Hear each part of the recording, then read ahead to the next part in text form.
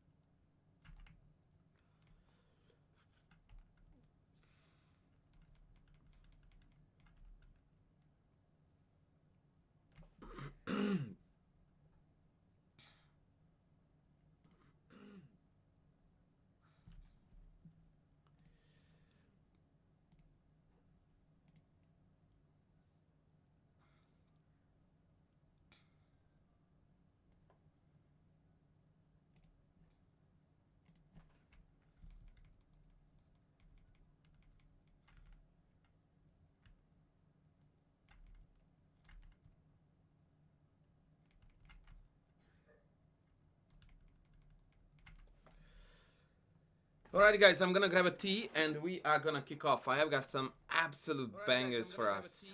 And we are gonna kick off. I have got some absolute bangers for us.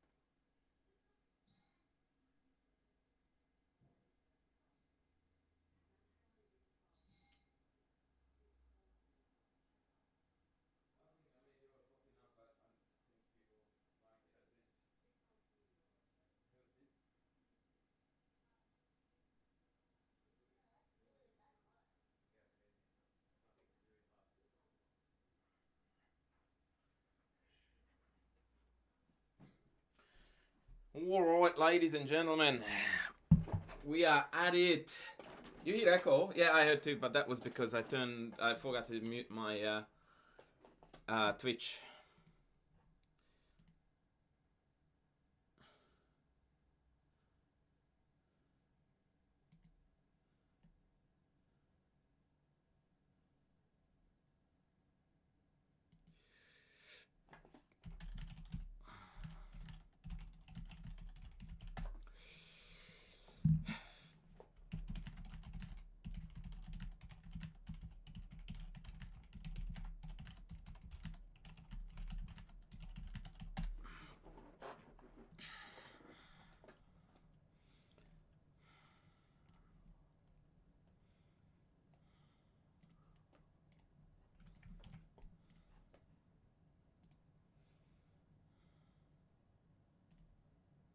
Alright, ladies and gentlemen, welcome to the party. I think I'm gonna kill the chat on the screen because, yeah, we never know what's coming our way these days. Welcome in, welcome in. Today on the menu is going to be a Grunfeld Masterclass, or something like that. We are going to look at Grunfeld games, that is for sure.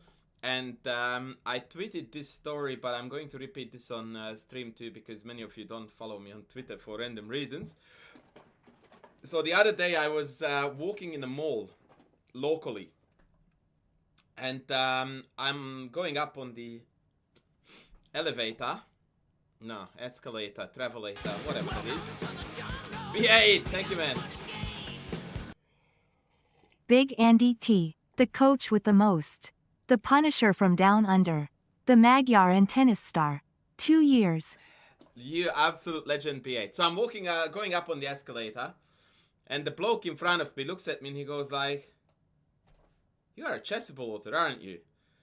And I'm like, holy hell, that's literally the first time I'm recognized as a chessable author. There were another 2 incidents when I got recognized on the street as a YouTuber. And I'm like, yeah, I am. I'm so glad and humbled that you recognize me. And I go like, so what courses do you own? And he goes like, the Grunfeld, which is Anish Giri's latest release, a lifetime repertoire on the Grunfeld. So I'm like, okay, yeah, Grunfeld it is, baby. Grunfeld it is. So, because of this lovely human from Holland clearly needs a little bit of a boost, both in ego and in sales, we are going to dedicate this. Stream slash YouTube stream to Anish.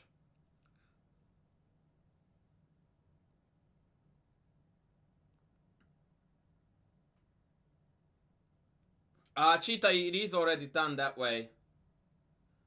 If I put the chat on the stream, then it happens that way. Welcome to the jungle. We got fun and games.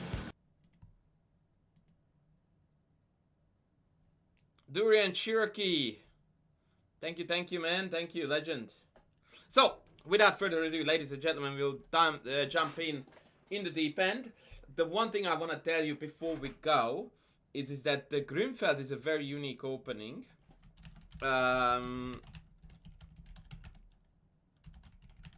Because it is extremely theory heavy. And that sort of deters a lot of people from playing it. It's one of the most theory intense openings in the history of the game. However, there is a twist to the story. And that twist is that there are certain patterns and themes that work in the Grunfeld in a way that they work across all variations pretty much. Yeah, I am hearing that the volume is a bit low and I'm not sure why. Oh, I actually do know why. I do know why.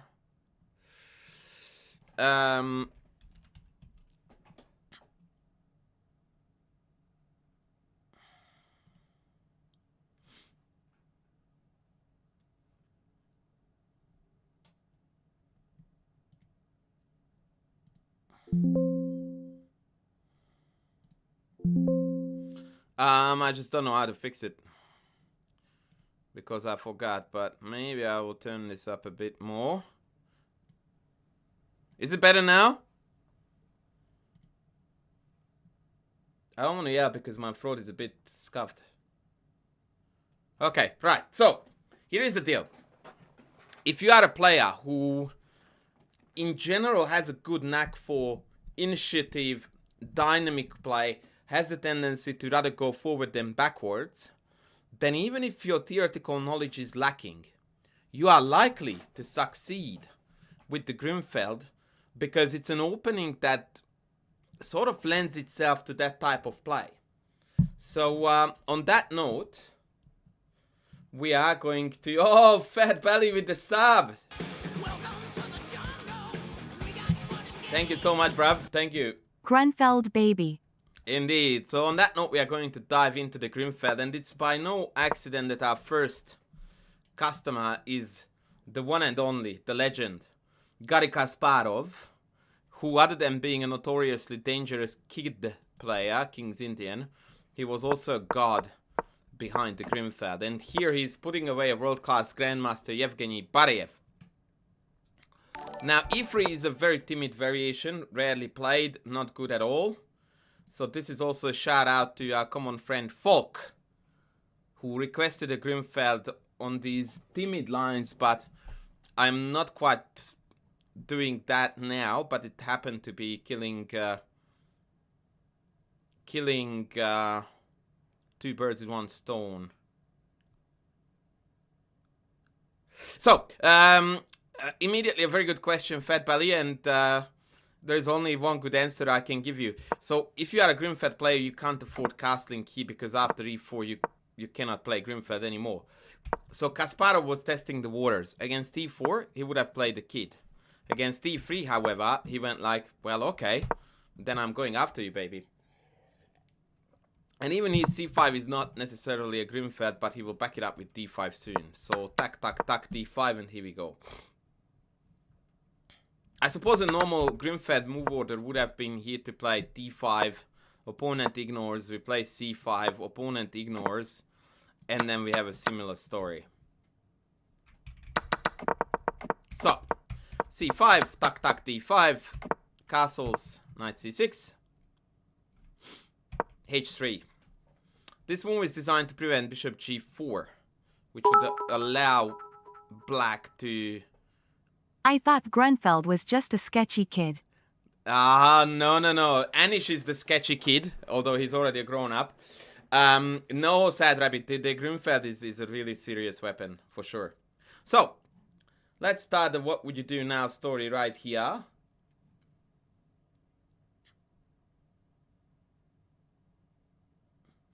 What would you do here for black?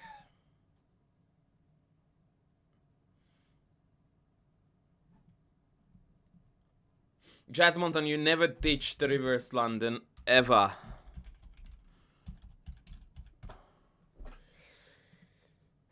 Oh, okay, at least now I figured out that my chatbot is not on.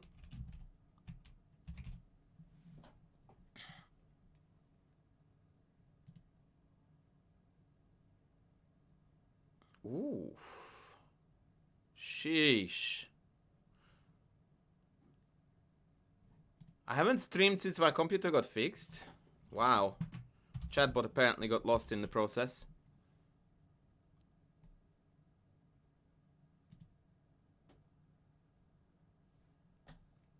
Yeehaw. I need to stream. I need to install chatbot right now.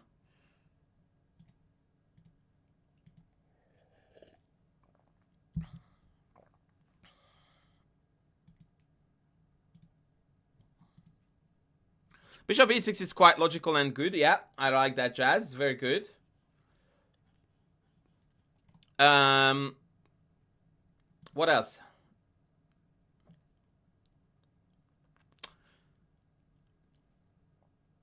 Well, Fat Belly, it's... looks can be deceptive because there is an idea here that you need to know, which justifies bishop e6 to quite a large degree. So if you play bishop e6 here, and they play c5. What is the very thematic move here for us?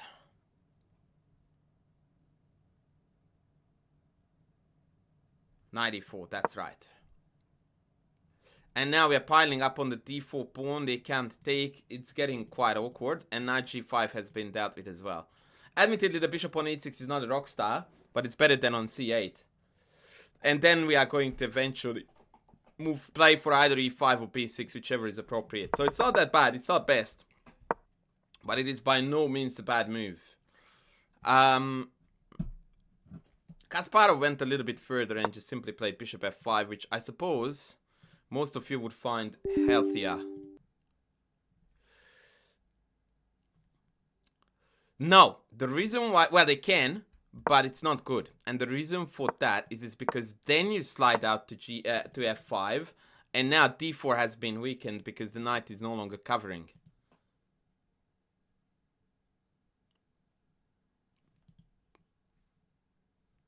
Yeah, that's basically the booby trap here, is to lure you into knight g5, then bishop f5, and now this has become incredibly loose.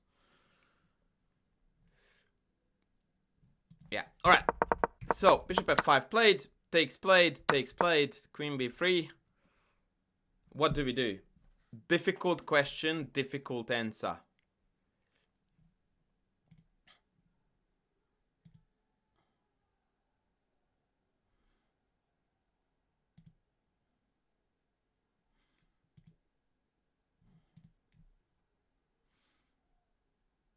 Gypsy, thematic moves are difficult to come by, in the sense that that is a really nice proposition when you say that, oh, you wish someone made a video about thematic moves. Be careful, chess pawn, this is hanging. When you hear a player saying that this is thematic in the blah and blah openings, they acquire that level of that knowledge by looking at hundreds of games from that opening. So they develop this sense and knowledge of what is typically done in certain positions and what isn't. And there is no shortcut to this. Like, I can't really give you, you know, a crash course on thematic moves of the Grunfeld, because if I wanted to, I would need to do exactly what is required to acquire that knowledge, which is to go through hundreds of Grunfeld games. Right? So this is one of the many things that are easy to put in a sentence, in terms of classifying a kind of knowledge. Like, they understand the thematic plans, but that just didn't happen because I sat down and I read half an hour of the Grunfeld and now I know what is thematic and what is not. That is something that you develop through years and years of training, learning the opening, playing through model games, the whole lot.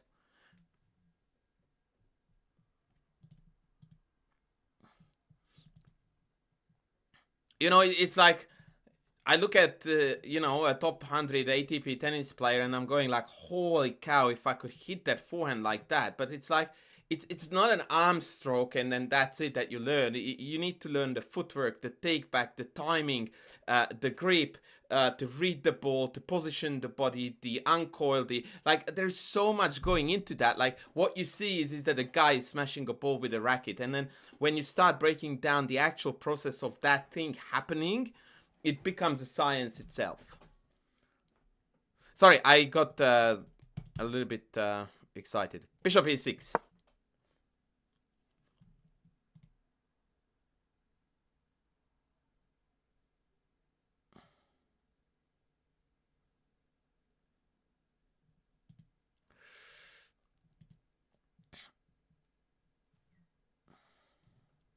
Okay, so the point is that we defended d5, b7 is hanging, and generally speaking, when your opponent attacks your b7 pawn, the best response is that you leave it hanging. Right? Multiple jokes I could crack on that note, but now since we are on YouTube, I'm going to not do that. However, I still ask the question, what is the best response?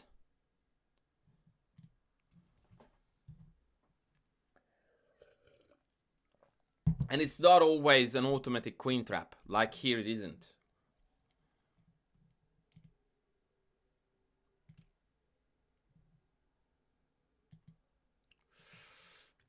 Take what? This.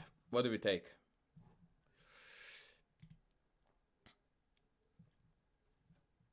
You mean knight b6? King can't go to b6. I'm guessing you mean knight.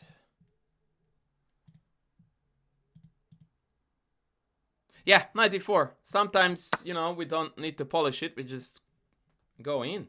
I mean, any day of the week, you should be happy to take a pawn on in the center for one down here on b7. Now, the difficulty was that after knight takes, there were some calculations to be done associated with rook b8, rook d1. What do we do here?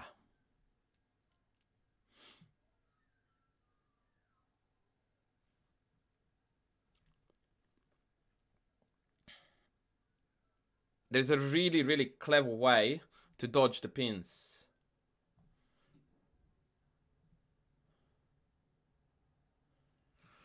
Knight g5, good question. You mean knight g5 here? That would hang d4, yeah? In fact, there are multiple problems here. Knight takes c3 is the biggest problem. Because now the queen is hanging, e2 is hanging with check.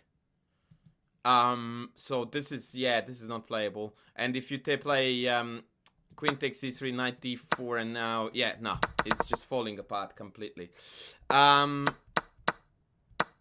Right, so the question was, what do we do after rook d1 here, folks?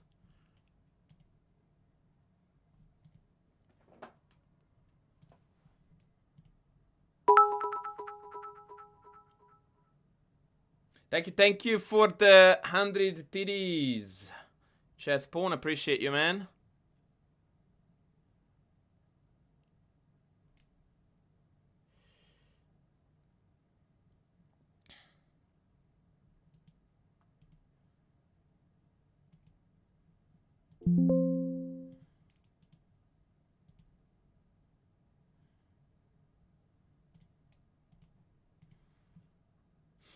Queen b6.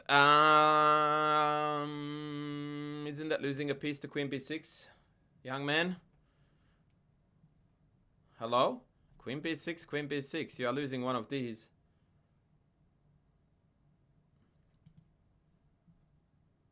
So the gut instinct, guys, this is something that the Grunfeld is gonna teach you, that when your opponent attacks you, right, your first instinct is never to duck. It always is to counterpunch. Always look for counterpunch. Always.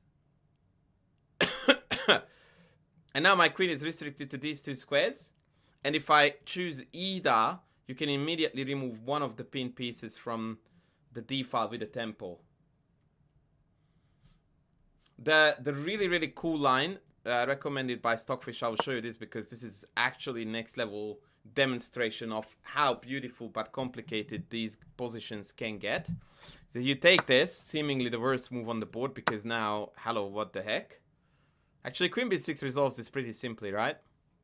So actually it's an easy move to find, but this is the key idea.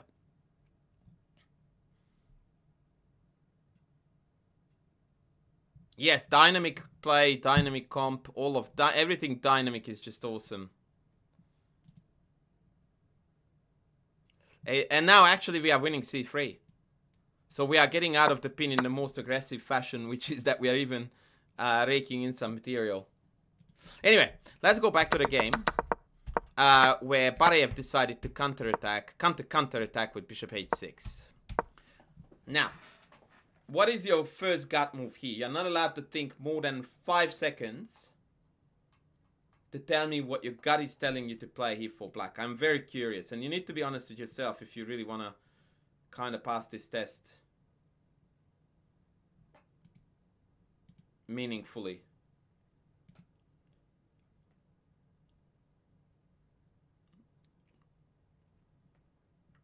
Oh, casual in the house. Welcome, welcome, welcome.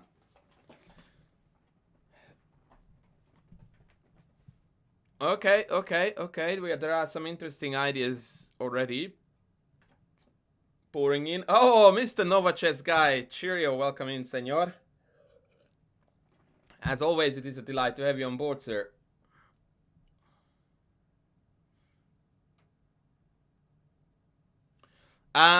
Sepches, I really hate to tell you this, but this position is literally on fire. Like on fire, man. Everything is hanging. Imbalances are everywhere. Queenside majority here is not even a third, fourth, or fifth kind of factor or consideration. Like, you wouldn't even look at that stuff here. It's pure dynamic calculation. It's aggro.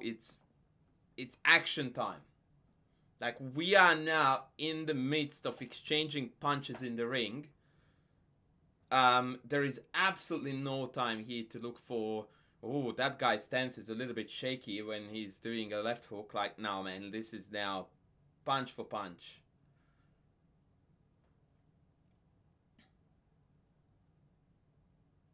Paul Swanson. Unfortunately, I don't provide popcorn content. I provide meaningful chess content. That's why we don't have a lot of viewers, but that is life. So, the answer to the question. Rook b8 is the most natural gut reaction. Basically, you just don't look at what's hanging. You go and look at what you can hit in the face. A really clever way to get out of this without actually concerning or getting concerned about it hanging is queen c8. I really like how clever this move is. I wouldn't play it. I would play rook b8, but I acknowledge the wit. That after take, we have got absolutely brutal development. And with the two rooks raining down on the open files, you now, Sepches, understand why such considerations as queenside pawn majority here are absolutely irrelevant. It's why it is struggling to survive here.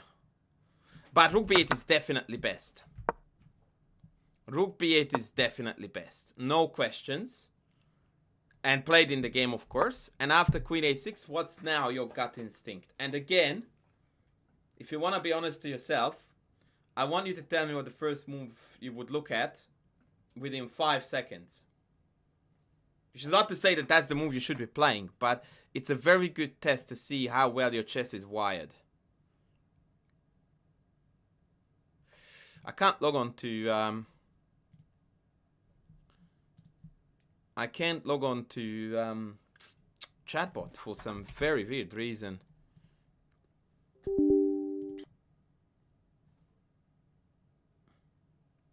Okay, so I have got knight b4, which is great. I have got rook b2, also great. I've got rook b6. Interesting. Yeah, so rook e8 is the instinct that we want to work against, because that's the wrong instinct. That stuff is hanging, so I have to move. And by the way, not that I want to offend any of you, but it's quite amazing that when I put you in an environment like this, where, you know, you don't have to bear the consequences of your ideas and your moves, you guys tend to way overperform compared to your actual games. And I don't really mean to insult any of you, but I know many of you. And so what also is a good idea here for all of you to reflect on is that, would I actually play this? And if I wouldn't, why not? Let's move on with the game. Rook takes b2. Insulted. Good. That was the intent. Awesome. No, I'm joking. This is it, guys. This right now, what you see on the board is epitomized Grunfeld. If this stuff appeals to you with black, where everything is hanging, you need to precisely calculate, but your position is extremely lively and fun, and your pieces are free, the Grunfeld is a dream opening for you. If this freaks the heck out of you on account of exactly what I just said, which is that everything is hanging, and if you miscalculate once you are dead, not so much. Not so much. Okay, so here we go. Rook takes b2, knight takes d5, queen takes d5, bishop f8, and king f8. All of this had to be seen, calculated, and evaluated correctly. And if I want to be brutally honest, I mean, put your hand on your heart and tell me that you think black is better here. Right? Exchange down, admittedly for a pawn. But it's not quite clear where we can strike next. Alaikum salam, Mustafa Badir. Well, we are all two bishop junkies, that's for sure, right? And it's easy to throw in the, oh yeah, I'm loving black. But again, like, tell me, what's your plan with black here? I'm cool.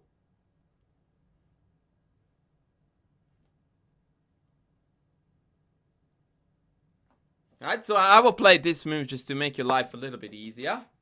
What was played in the game, by the way? A4. So rook a d1 is my move. How do we play it?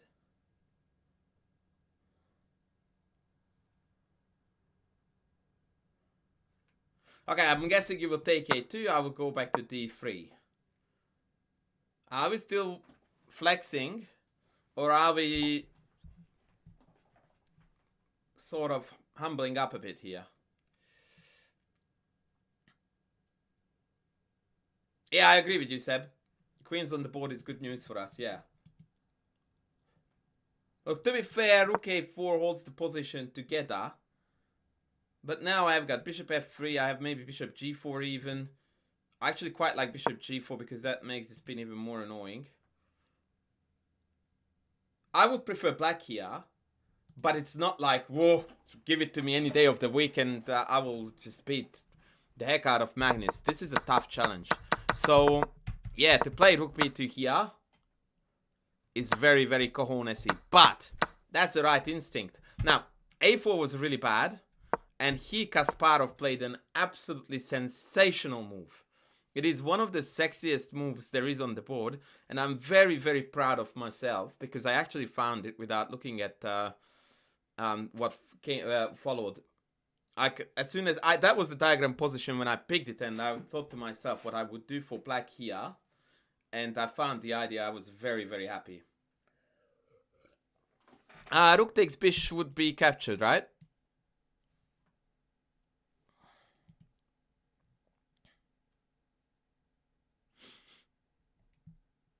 I'm not sure if I understand queen g5. What does that do? Like, let's say I pull the rook up here.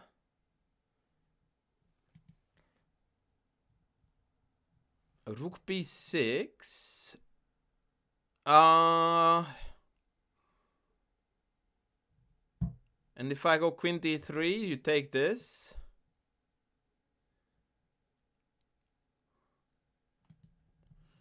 Yeah, I guess rook b6 does win an exchange.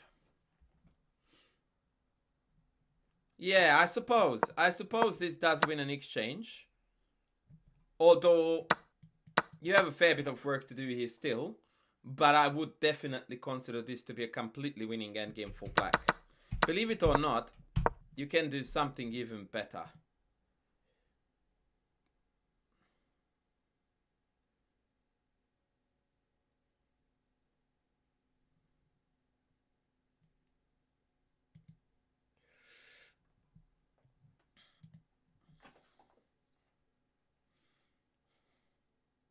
I'm gonna give you a hint because...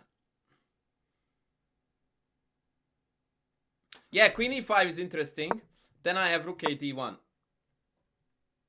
And now if you take on e2, I take on d4.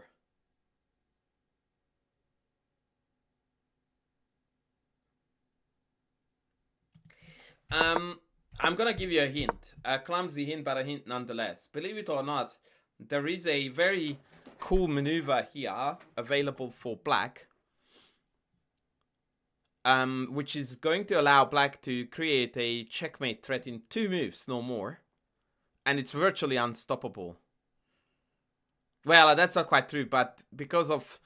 it also is going to include this rook being under attack. It's just gonna be too much for white to handle. Yeah, sometimes I'm the worst human to give hints. I just noticed that. And that was just a textbook case of that.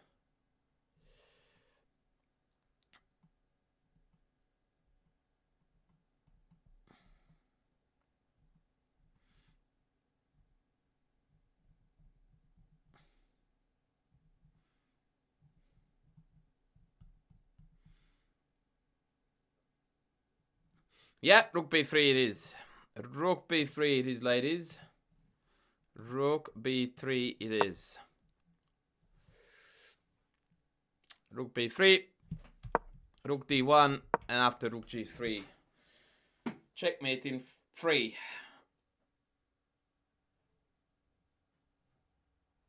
And what's really, really beautiful about this whole shenanigan is that after rook b3, if we just disregard this completely, and we just absolutely 100% are hell-bent on just trying to stop this, right? So let's just try to eliminate this. How do you do that? Right? Like, what do you do exactly to stop this? If you go king h1, then I can just take h3 utilizing the other pin. What do we do on king h2? Well, in that case, we take the rook and then we check it down, right? So then there is no mate. And finally, after bishop f3, what do we do?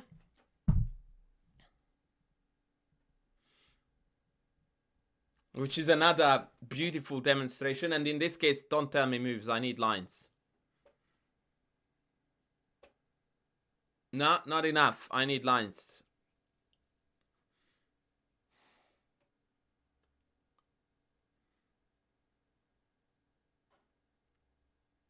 Yeah, it is a little bit like that. There were some Korchnoi games too for this motif.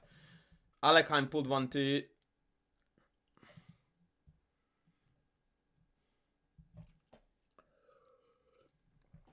So after rook takes, pawn takes... Why are we taking this, senor? Why not this?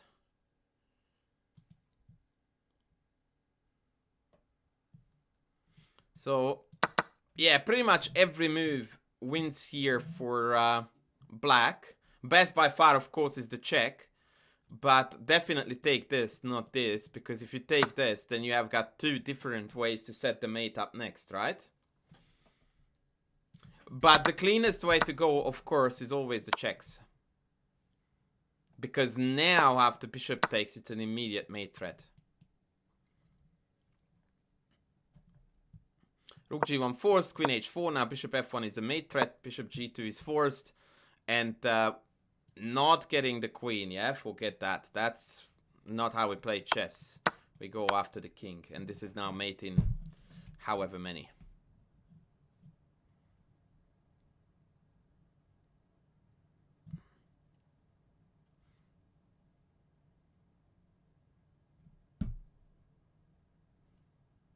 Good stuff. Good stuff as far as I'm concerned. Moving on to our next game. Yeah, Barayev got a rough one here. Who was my opponent? Yeah, so I was, you know, playing under my usual pseudonym Garry Kasparov, as you can see on the bottom of the screen here. And my opponent was this famous Russian, now Canadian GM called Yevgeny Barayev. Now, next game, if anything, we are going to up the ante. Because now we are going to put Vasil Ivanchuk behind the white guys. And Judith Polgar. No less Judith Polgar behind the black pieces. And the line here is going to be the Fianchetto Grunfeld. And this is a very unique one, even within the realm of Grunfeld, because in the Grunfeld, almost all the time, you want to attack the center very early on with c5. Look, Chaz, you will find that most King's Indian players, at one point in their career, tend to take a bit of a Grunfeld detour, or even put a detour on the map of openings they play on a regular or semi-regular basis, because there is quite a bit of overlap there. And kid players, by far and large, also enjoy dynamic, attacking, aggressive types of play, and the Grunfeld is just a little sister of that. Right, so knight c6. That's a bit of a surprise, because this obviously disallows black to engage in the center with an early c5. However, there's a benefit to this move, and that is the fact that after cd knight d e4, knight b6. Now the d4 pawn is immediately under attack by 3. And it's not so easy to hold that pawn. Usually d5 is played, and then after knight a5, this knight often turns out to be a surprisingly agile and annoying piece, jumping to c4 and hurting b2. And also c6 is going to bite into this slightly overextended center. Alright, so this game knight c3 first. Not a good move, by the way. dc. And now again, the d4 pawn is an issue from white's perspective. Like if I play e4, then bishop g4 is just a perfectly harmonious way to pile up on the pawn in a very annoying fashion. Now after bishop e3, give me a good move for black, or 2 or 3. There is one that is particularly strong here.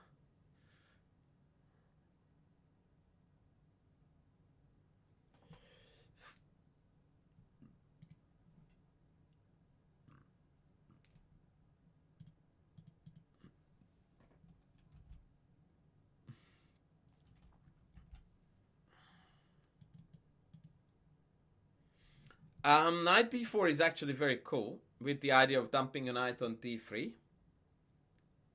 And that is going to be played in the game.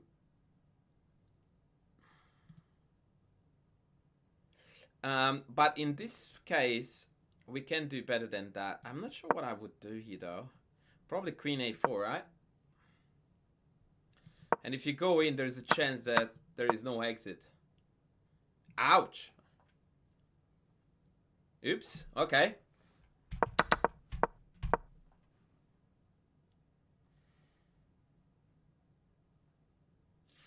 e5, d5, followed by knight d4 is a very, very clever idea. I like this a lot. Unfortunately, it doesn't seem to work here quite, due to the absolutely shocking take, take, queen takes, and incredibly enough, we do not have a move here to exploit this discovery. That's absolutely crazy city. Like, it's very unusual that we don't have something here. But we don't. And so, we need something better.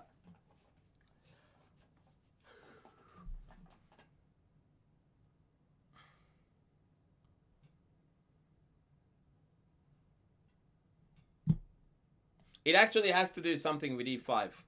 But to everyone's greatest dismay, we need to prepare it.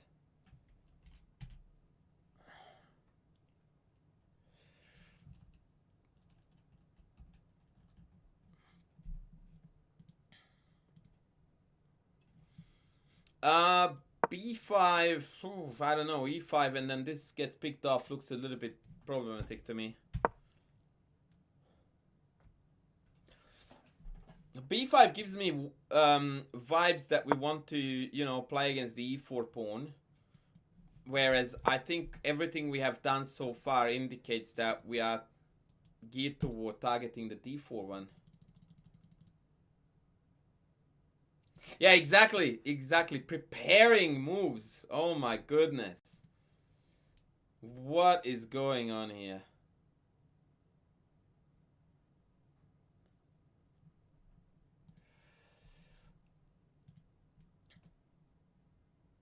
Tikari, correct piece, and you indeed chose a Yaki square. So let's rectify. Oh my god, Midas is black. Wow. Wow, wow, wowee. How are you going, mate?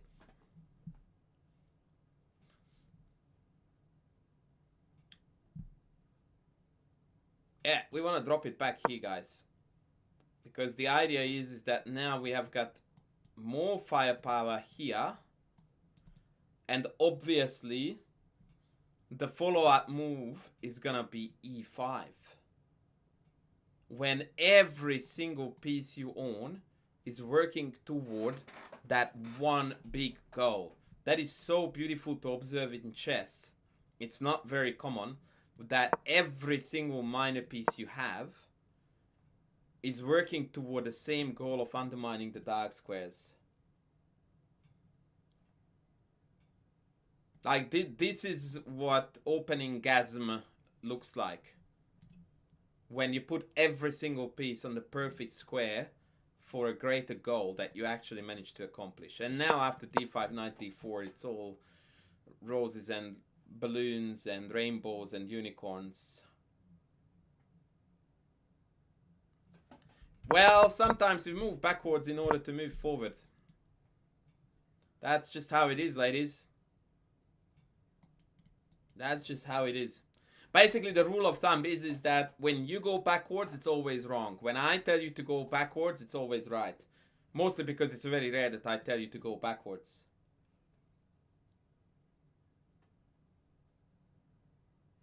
Oh, the big Z! The big Z is in the house. My second favorite opening for black. Let's go. Indeed. So, let's see how the game went. Game went immediate d5. And now the big question is, where do we go with the horsey?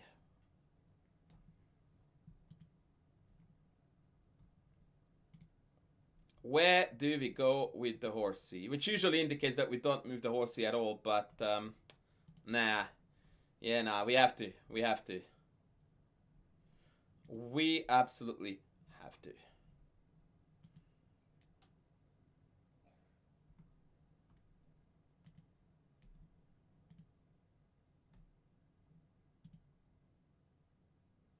Lucy plays Chessco, says, let's go King Kentucky Fried Chicken. Midas says A5. Fat Belly says Judith, yes. So, the irony is that we quite often go to A5 in order to try to hug the pawn. But here knight B4 is better because it attacks D5, more or less provoking E4, which in turn is going to give us the sexy 93 outpost that Tikari was aiming to get to.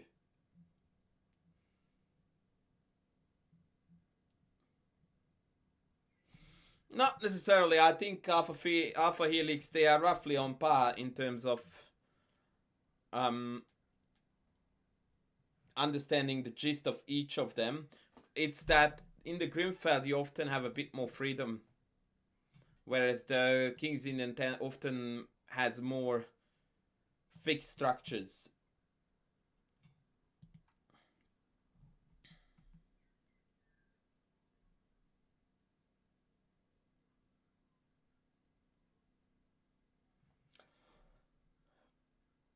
Grunfeld is the knight off of d4. Yeah, that's right.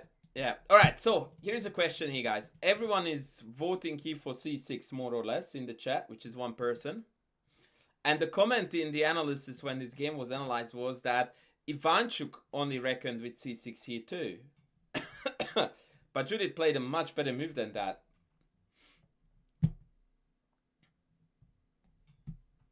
What is even better than c6 here?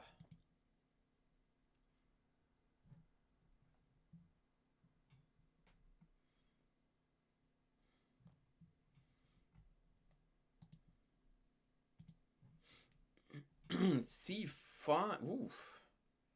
What does that do though?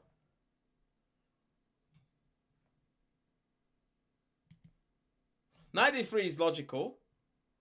Knight e3 is logical. I guess I again would go queen a4 against it. Yeah, queen a4, and then once this drops, the knight also drops. So you have to trade it off, which is obviously still better for black, but only marginally. The correct move is e6, as per Nova Chess Guy. Yeah, I don't understand the c5 people. Like, what is this guy? Can anyone who is saying c5 explain to me what this move does?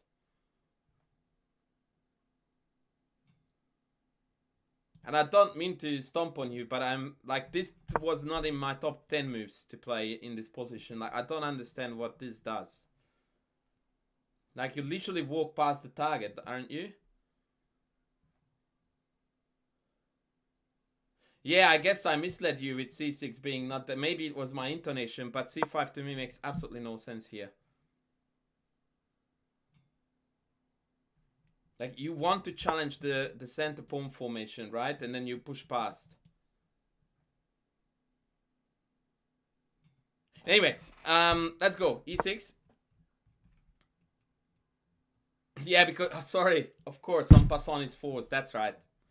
That's it. Bishop g5.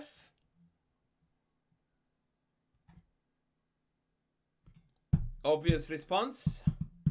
Let's go. Of course, h6. Every time, all the time, you get pinned, the first thing you do is, I'm gonna kick you in the teeth, as in the face, or whatever. Bishop drops back. And Judith jumped in. Why didn't she take d5 here, guys?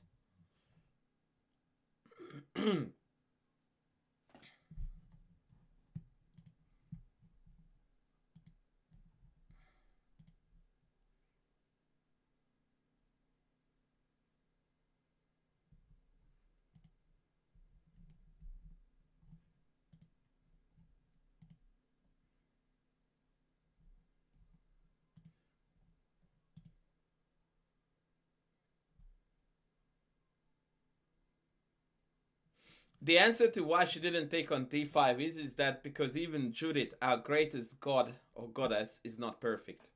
Because e5 is the best move here. I think the reason why she didn't do it is maybe some e5 ideas or bishop c5 ideas. However, as we already know it, because we are Grunfeld beasts, when the opportunity arises to second exchange, we do it with a glee. Take, take, take, and take b2, and bloody heck, this is Carnage City. This is just too good to be true. 2 pawns for the exchange, but more importantly, ridiculously active pieces, brutal bishop diagonal, knight coming back to d3. It is just, yeah. Love and life. So she actually should have done it. She played knight d3. I mean, it was only good enough to beat Ivanchuk in 19 moves, so I guess, you know, it will do. Exactly, Judith is never wrong. Let's get rid of the engine. I mean, the poor bugger is so dead. I don't even know in hindsight why I chose this game. Like, yeah, it's already resignable.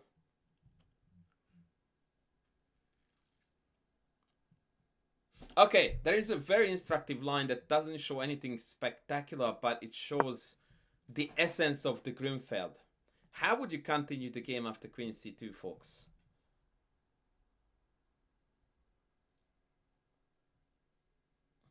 Lucy, it comes with years and years of practice and experience. There is no formula for it, unfortunately, that you could learn. The more you learn, the more you know. Which is the stupidest answer I could possibly give you, but that's the only good one too, or truthful one.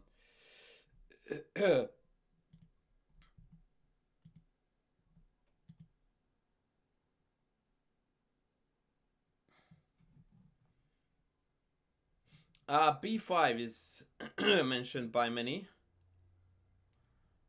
Interesting. So what do you do if b5, e5, knight g4? Right, okay, so maybe b5, knight b... Yeah, b5 I take. And maybe after knight e4, something like knight d2, and then... Yeah, I'm a bit concerned about b5, because if I take it, we are going to be left behind with a very wrecked structure. Knight b2, knight e4 is super sexy, but I think I have ways to deal with that. Yeah, let's have a look at this. I like this. But I like it as in I like the idea, but I think we're just dead lost here, right? Because I will have bishop d4 next. And if bishop c3, then I think queen c2, and now everything is hanging. Yeah, this is not playable, unfortunately.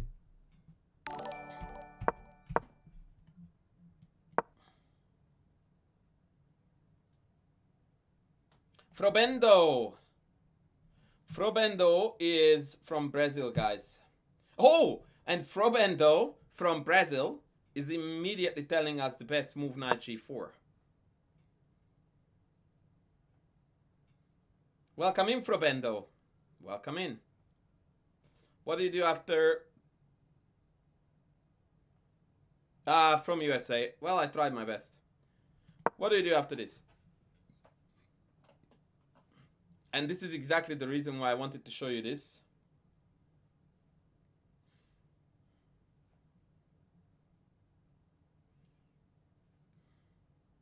There are about 47 good moves for black here, but one in particular stands out to me that I really enjoy or like the look of, appeals to me, and so on. The second f2 I think is too soon, because we can't back it up with a pin on the diagonal. Bishop d4. I think I would take that, senor. You will miss that bishop badly. I would play this if it was a forced win. And it's clearly not. And that's the only condition that I would play this under. Yeah, take. I will patch this up and I'll kick you out. I still like black, but now it doesn't feel as good. Exactly. Frobendo is on fire here, guys. F5. Because our pieces are not lively and active enough, we are going to throw a little bit more fuel onto that fire, hoping for this trade so that even our light squared bishop becomes a beast. That is, guys, how we play sexy chess. Always, always seeking confrontation and tension and action. Beauty. Absolute beauty. Okay, so the game continued. Master Space, welcome in. Alright, black to move, let's go. H3 played, no, but white is dead lost. In fact, I'm not gonna test you on what to move here because every move wins, so I will get to the point. In fact, it wasn't even that great.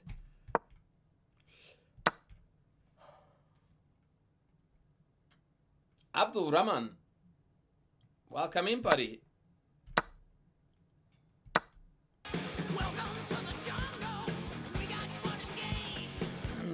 Paul Svensson, thank you for the subby, mate.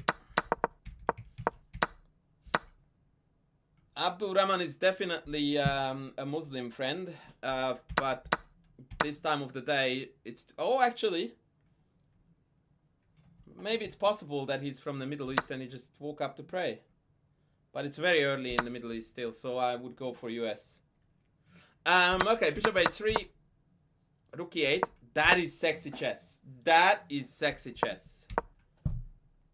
Very, very sexy chess. Like, we just bring all the boys and girls to the party. Man, sometimes when you watch Judith play chess, it's just like, so good. So good. What Ben's tournament? Oh, Ben at the tournament. Okay, cool. Why didn't I not get raided? Oh, it's still coming. Okay. And by the way, this trade is the reason... No, I'm not going to... Oh, I already told you. I was going to ask you, why do you think she did this instead of this?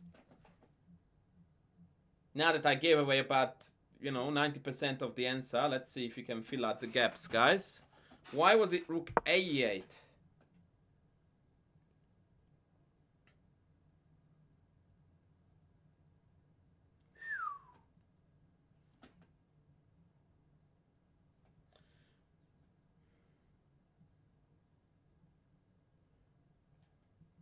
Oh my word.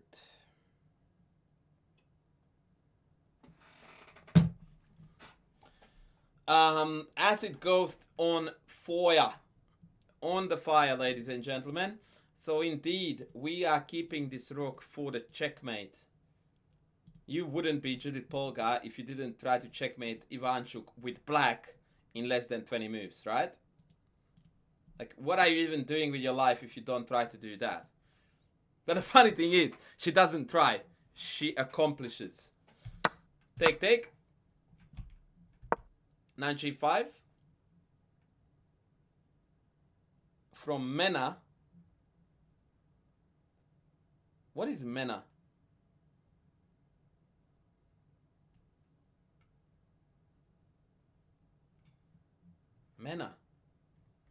I claim to be a geographic boss, but MENA doesn't ring a bell anywhere on this planet. Also, you are from the Middle East, right? I thought so. But since when was the Middle East called MENA? Fuck, am I tripping or? Oh, Middle East, North Africa combined is called MENA. Jesus, am I the only guy on the planet who never heard this combo before? Wow. You live, you learn, folks. Thank you, Meters, for that.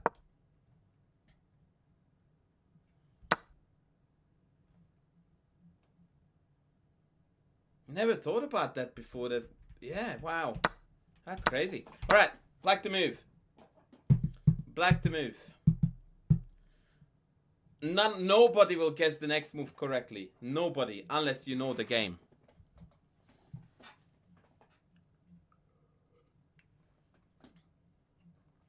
Non-profit and GMO work. You know what's funny? I also don't know what GMO stands for. General Ministry Office. Yeah, well, look, once I announced that no one will get it right because everyone wanted to play Rook H8, of course I forced you to find the correct move, which is indeed Knight H5. This is incredibly difficult, in my opinion, to find when you are hell-bent on trying to sell some vague checkmate ideas. And even if you see it, in most cases people go like, what? So the idea here is the insane check winning the queen. But I do think that this check also wins with a subsequent take and mate. That's exactly the point, buddy, that Rook H1 stops nothing because the idea is to win the queen as well as mating the king. So basically, Knight H5 is a double attack, threatening with a mate attack as well as winning the queen. Because Rook H8 is threatening with absolutely nothing, right?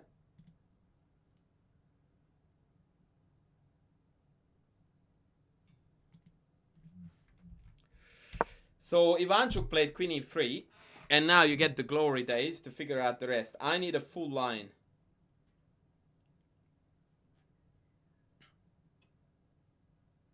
Please.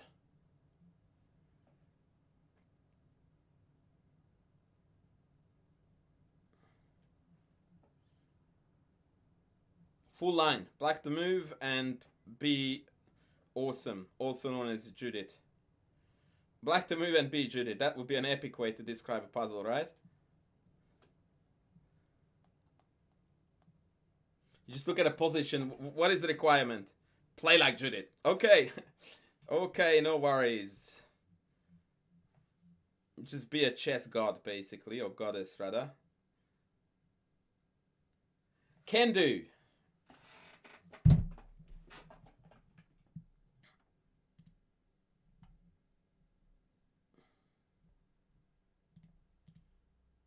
No, what happened? The chat seems to have died. Oh, NGO is non-governmental organization. Thank you for that.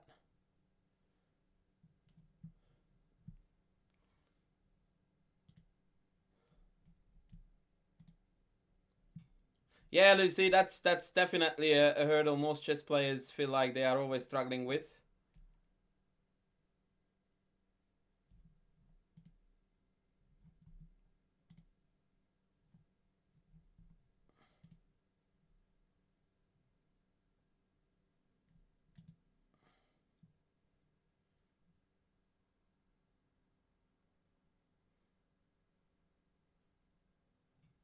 Acid Ghost, not bad, but you can do better than that.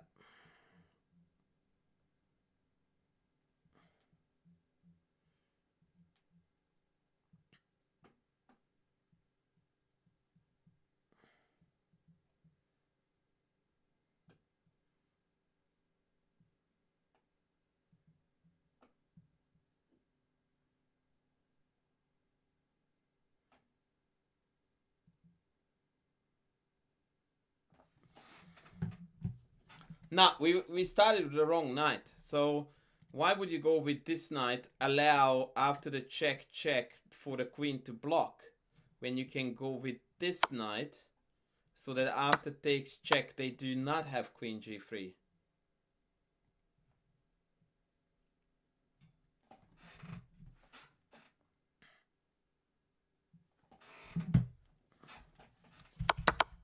Yeah, so you always start with the checking lines. And actually after knight f4, by the way, on move 19, Chucky resigned.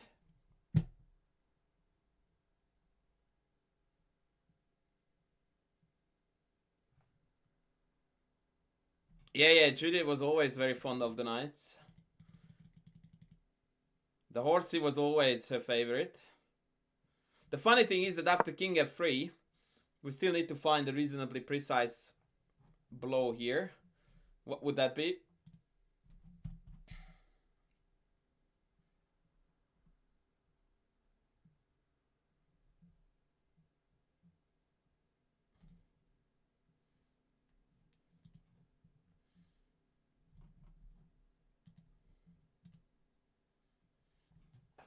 F5 is close, but queen g4 would be lovely, but there is no good follow-up. Do you know what would be epic if then after king takes you could drop a knight on e5. Even then king here, and there is no mate though, so yeah. F5 is the instinct of many of you, but after gf, I don't see the love here. So you have to be careful, because here white might get away with it.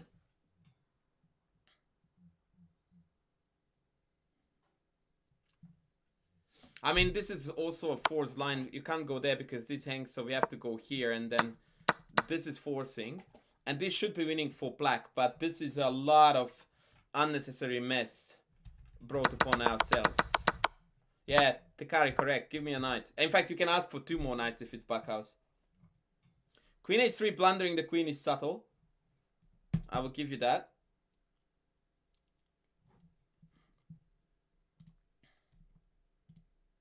Subtlety for president.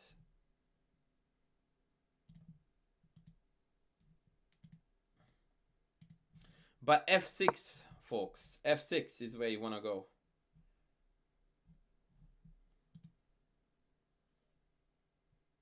f6. This is the anti Ben Feingold stream. Always go f6 if you want to win a game of chess. And funnily enough, we trapped the knight. Who would have thought?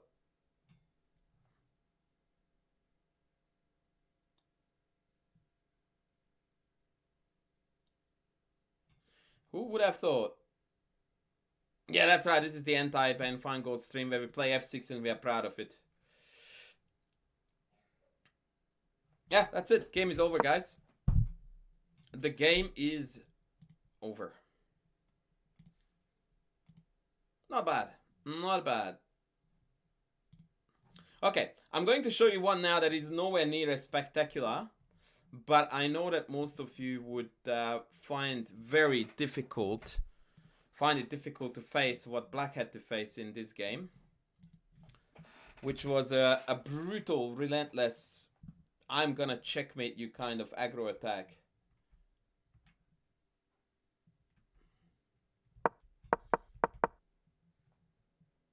I probably have acid. I probably have, but I don't remember which one it is.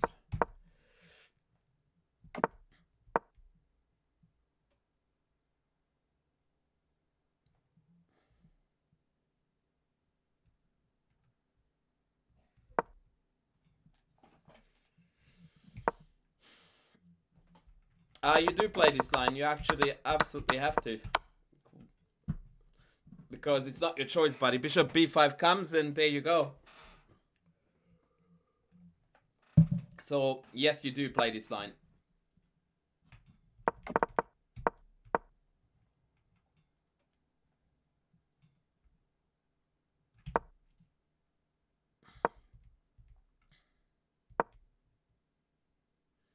All right.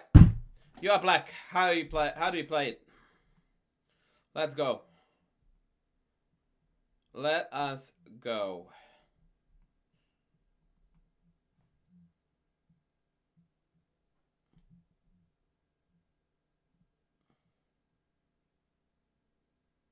Oh, Lucy, you're not allowed to go. But hey, this actually is being recorded on YouTube, so you can rewatch the rest later.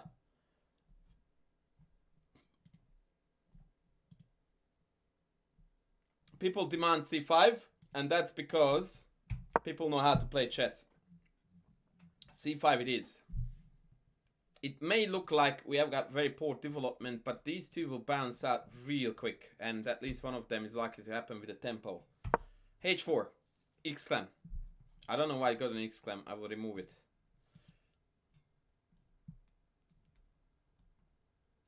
Okay, black to play, guys. What would you do? I actually quite like the idea of b4.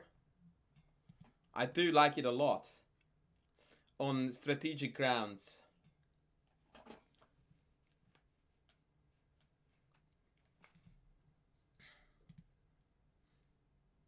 I don't mind bishop b7 either. b4. Yeah, this is the challenge, that after b4 h5, bc hg, this is where Fat Belly would not be happy anymore, I reckon.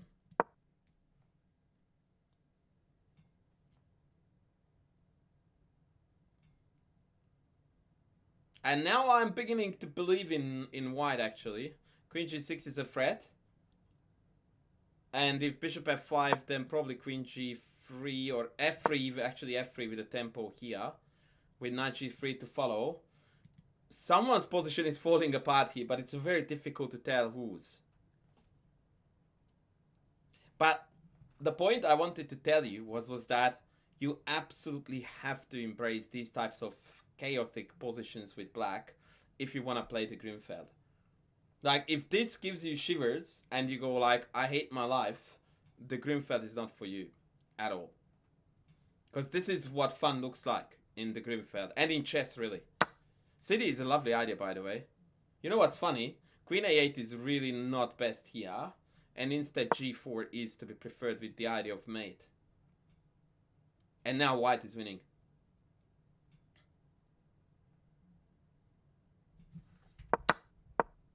Well, see, the thing is that when you say it's too crazy, I always like to put that in context. Like, what does that mean, too crazy? It's because too much is hanging, right? And for your opponent, it's not crazy. You know what I mean? Like, you are not playing in your regular games against Fabiano Caruana. You are playing against a guy who is exactly or more or less exactly your level. It's not crazy for them. You know what I mean? Like, the fact that everything is hanging should not be necessarily a deterring or an attracting factor for that matter. Like, as an argument that, oh, I'm definitely going to lose this. Why? Like, what makes it so certain that your opponent is not going to be worse at this than you? Yeah, but again, too much calc. That cuts both ways. What makes you think that too much calculation is worse for you than for your opponent? Yeah, Rengao, that's my theory, but you stole it from me, but that's okay. But what is the risk? I don't see the risk. And that's exactly my point, that what makes you think that white, like, who is your opponent, he wouldn't think exactly the same? That, oh, I can't risk queen f3 because after cd4, I've got a naked king. Like, the whole thing is that everything that you are saying is applicable to your opponent just as much as to you. Right? So if instead play something dry, it's dry for both colors as well, right?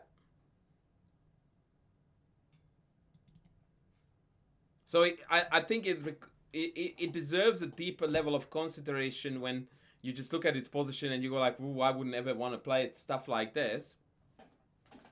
Perhaps that is the exact way for you to improve. Anyway, b4 I love. b4 I love, but turns out not that great. I like bishop b7 as well. Note that this invites the occasional e6. The game move was what I would describe as most logical, which is knight c6. J-Mint, yeah, I know. I have been in this industry for a while, so I have got interesting takes. Correctly known as correct and right takes. Knight c6. Undermining the center. Because we are troopers.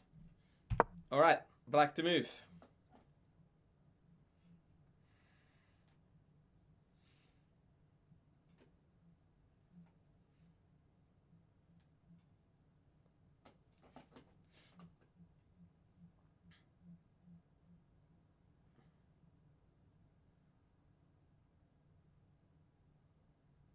Yeah, Abdurrahman, it's coming, my friend. It's coming. It's coming. So CD was played. And he white did not recapture. Bishop g4 is an interesting proposition, by the way. But f3 is always a question. Because you can't take because you get trapped. Bishop e6 loses to d5, yeah?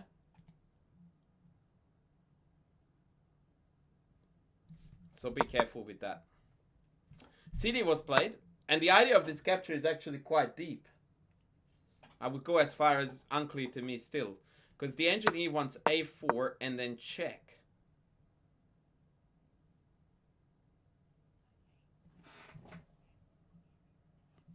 Oh my god. Somehow Siri thought that I was talking to her. I will come back to bishop f5 in a moment, but that likely walks into knight g3. So check, and I don't know why not bishop d2. Maybe just queen b6 to hit, no, b4.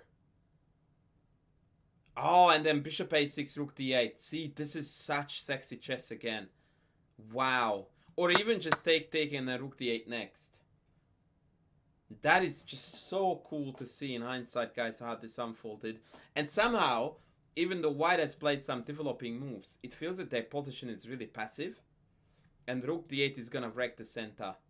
And bishop a6 is a very annoying move to come down on this diagonal. Wow. This is so, so cool. I love this. And I didn't understand it when I looked at it first. That is really, really cool. Why not bishop f5 here? Third best move according to the engine. And crazily, the engine here wants to play h6. Yeah, my knight g3, of course, was complete bollocks because it hangs d4. Bishop e3 is a move, though. But yeah, bishop f5 is valid. Bishop f5 is valid. They didn't take back, though. They went full Monty. They went for all in. And this is now getting really, really dicey. By the way, is anyone watching on Kick? Are we even live on Kick? I forgot to check.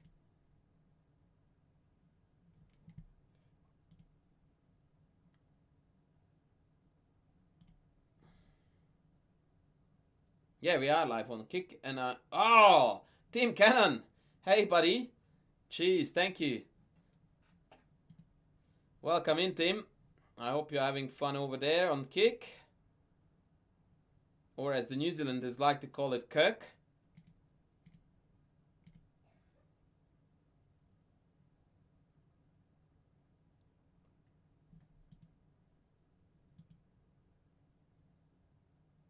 I think it's just him, yeah. So, what do we do here? Do we take this or do we take this? One is terrible, the other one is very good. And you will not figure out which is which. Yeah, Tim is a trooper. He even sent us this Team Cannon TV hat emoji. Freaking hell, Tim, you are killing it, man.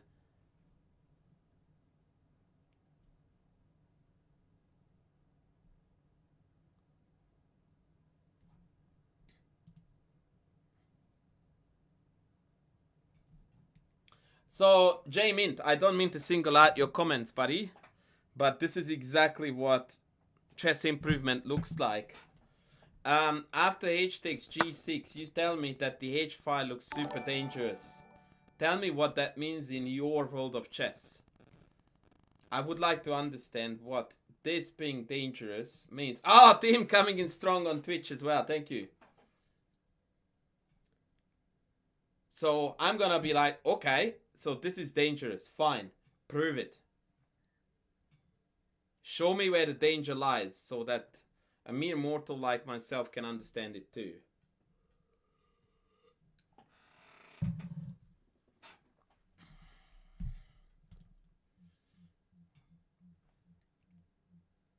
And because what I'm trying to tell you, buddies, is that this being open here is an observation. Like, yeah, I see that, but is it something that can be exploited?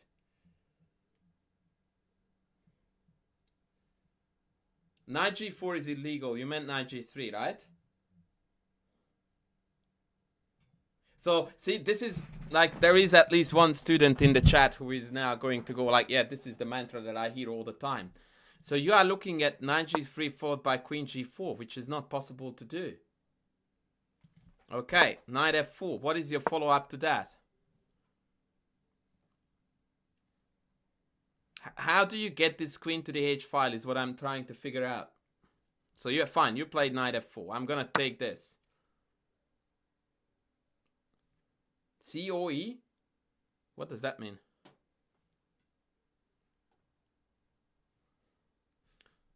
Queen f3, I will take this.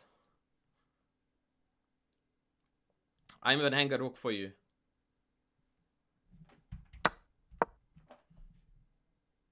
Knight g6 here. Hello? Like takes.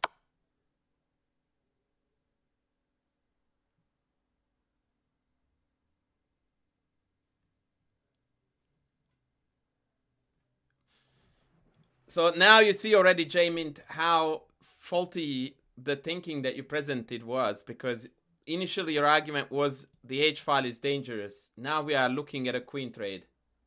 We are pawn up, man.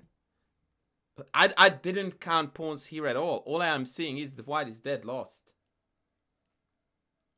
In fact, the pawn has nothing to do with it. If I remove this pawn from the board, black would be still completely winning. You have to take, I go with check. You have to go here, I play a4, I'm winning a piece, man. Like, the pawn has the least to do about what's wrong with white's position here. The least. In fact, I could almost remove these two and white would be still dead lost. It's completely uncoordinated pieces all over the shop. No development, hanging stuff everywhere. It has nothing to do with the pawn. It's piece play. But more importantly than that, I would like you to see that after, let's say, knight f4 here, you're still big time struggling, man, to get this thing on the h file. Like, you still can't go. Right? I just go a4. Like, how do you, like, by the time you get to the h file, it will take me one move to just give you a look like, well, you got to the deadly h file. Good luck. Enjoy it. Enjoy it. It's all yours. Knock yourself out. H file, here we go. So what I'm trying to convey as a message here is that discounting hg6 here on account of this looking dangerous is just way too shallow. It's way too shallow. And if you want to be a very good chess player, then you cannot evaluate this on the look of this. You need to figure out if white has a realistic chance to actually get there. Because in the meantime, their center just exploded. Anyway, yeah, and by the way, to answer my own question, 95 here would be a horrid mistake, because now after gf7, this king is getting too weak without us doing enough damage on the other side.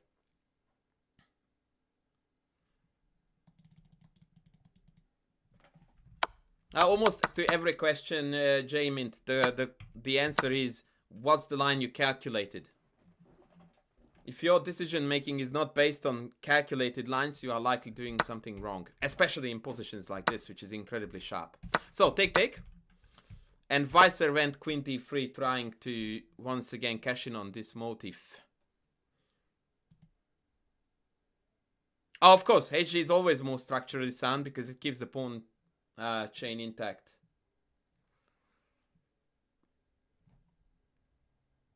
Okay, what's Black's no-brainer move here? 94 is illegal, 95 is looking like a move.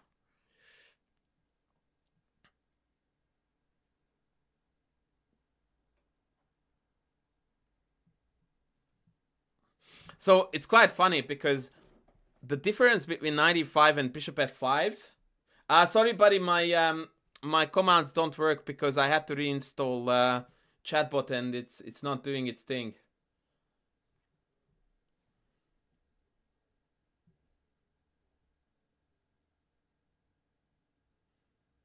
But basically, analysis is a service I provide whereupon I analyze the game for 5 gifted subbies. So, bishop f5 is best. But in order to see why, you need to see the following line. Queen g3, a4, queen h4. And here I need a genius move. Actually, 2 back-to-back genius moves. The art of defense. It is absolutely bloody sensational. Indeed. G5 quadruple exclamation marks. That's what chess looks like, ladies, when it's played well. That's what good chess looks like. G5, if bishop, the idea, of course, is that now the bishop covers the mate. And if bishop takes, you simply pick up the piece and you laugh. And if they play queen takes, then you play e6, offering a queen trade and defending the bishop at the same time. And since queen trade is completely off the cards for white because their position is just burning apart, or I don't know, falling apart, burning down, whatever analogy you want to use, it's over. That's it. The attack has been refuted soundly, and at the same time, white's position has fallen apart. And again, note, by the way, the superior piece mobility, aka better development. I mean, g5 is just an absolute banger of a move.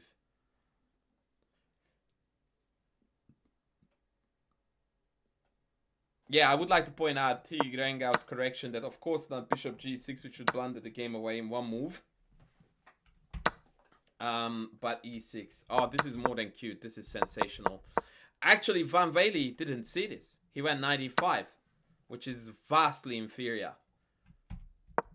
Now we need to be very precise to survive this. Now we need utmost precision.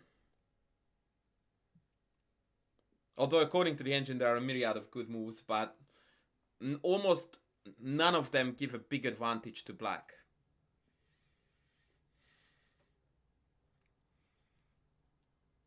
So bishop f5 earlier was -3. Now the best we have is -0.8. Not even. We're not transposing anymore. So bishop f5 is a possible move, but there is no transposition to be had. Bishop g5 is the response to dodge the check. And then queen h4 to follow. And now this has got a bit more oomph.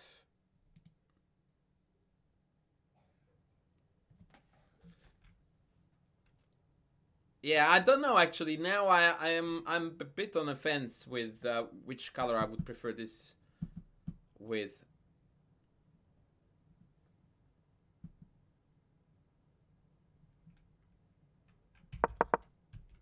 One really played bishop g4, I think. Yeah, which I slightly prefer over bishop f5. Maybe. I don't know. Hard to tell. Let's see how the game proceeded. Knight f4. And that was tragic. So the test of the pudding would have been f4.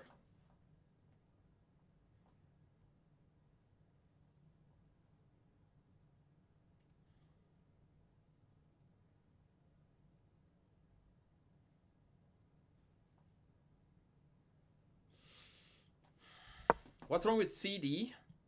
I guess I would take this and this. Oh, team! Coming in strong, baby! Thank you, mate. Thank you. Thank you.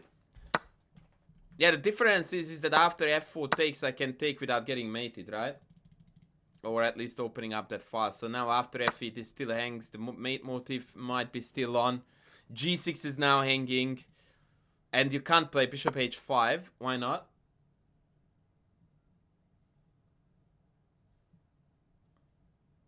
What's the win here for white? Quick.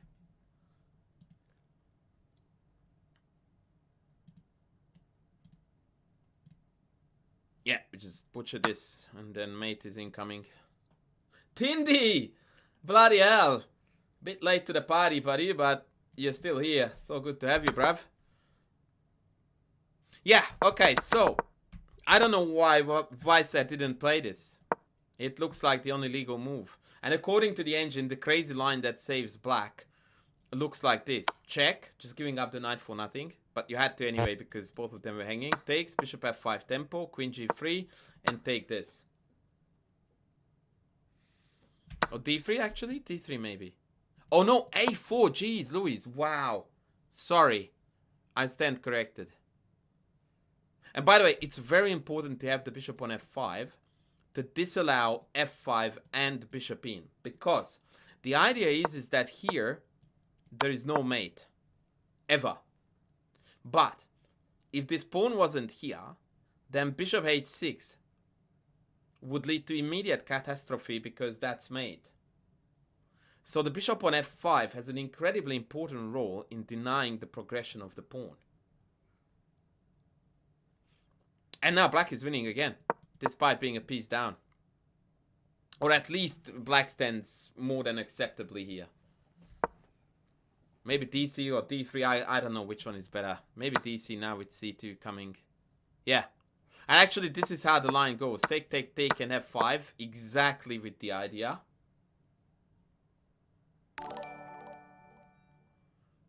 But now we have got cute moves like Queen D5. So bishop h6 is meant by check and then we pick off the bishop. Ouch. Air bro, thank you. Welcome in.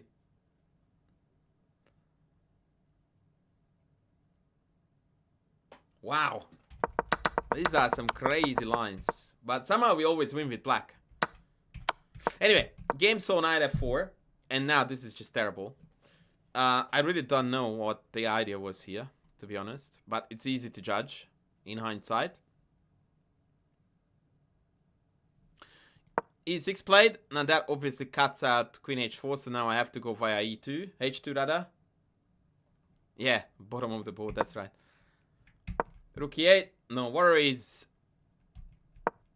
f3. These are easy moves, so I'm going through them until we hit a point where there is something interesting to ask.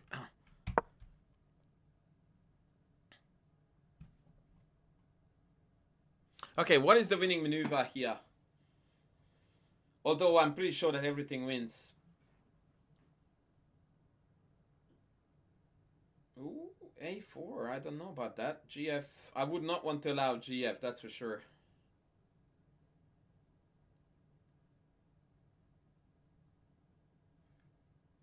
King e7 hangs g7. Don't do that.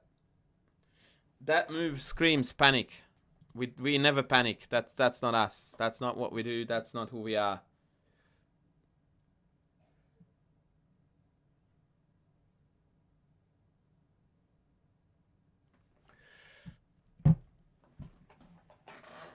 If you have been here longer than Tindy's history with the Mora, then we have got some really nicely aged dudes, like a fine wine in the house. That's it, Tikari. Fuck, far out. Who is your coach? Check and knight g5, kicking out the invader. The only potent threat has to now depart, and with that the game is over. And white threw in the towel. Their position fell apart. They didn't accomplish anything, and that's it. And Jamint, this is my friend,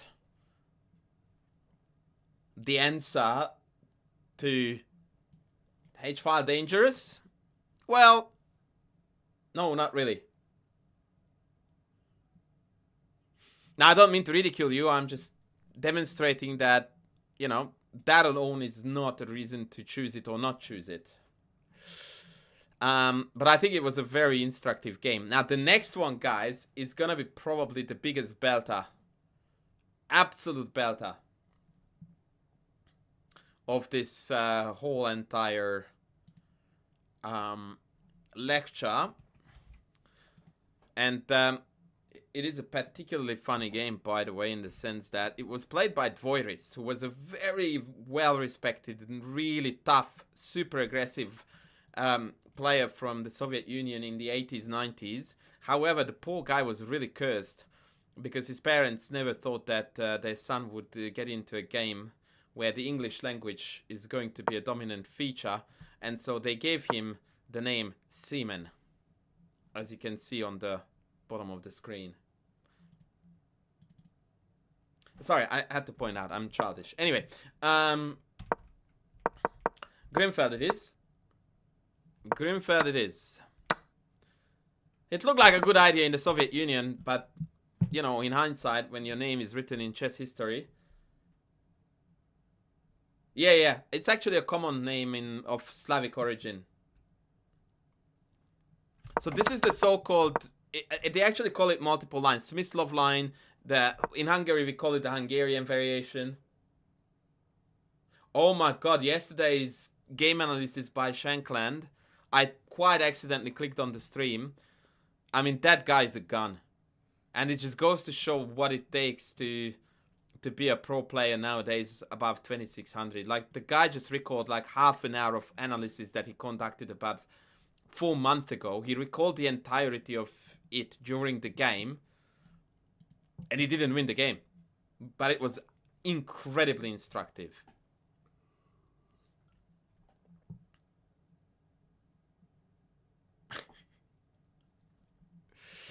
Twitch up, Imps. I was wondering how long it would take you to crack some epic joke.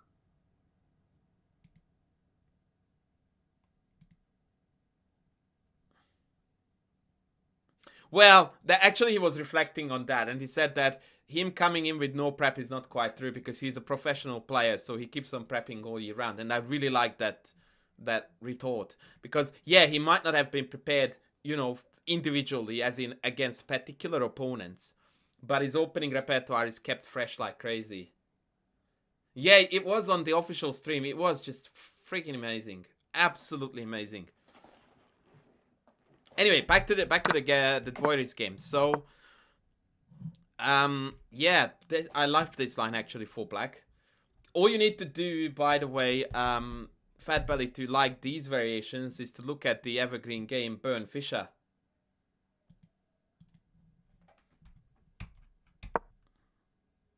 Bishop f5. So this is the typical Grunfeld mindset. Oh, they attacked my pawn. Let me see moves that definitely ignore the threat completely. Ah, there you go. Okay, let's do that then. And this is the Grunfeld for you. Oh, they take it. Fine. Let's keep on ignoring. Oh, they take that too. Fine. I'll take this then. And all of a sudden, we have got a king stuck in the middle, 7,000 moves away from castling. The queen on b7 is always a treat. So yeah, that's that. Nothing apart from the usual Kramnik dramas. Oh, actually was played. Oh, okay, sorry, my bad. This is the game. This is the game. Well, it's not called Evergreen Game, but it's... like, everyone knows Burn Fischer. Like, it's one of the most famous games in chess history.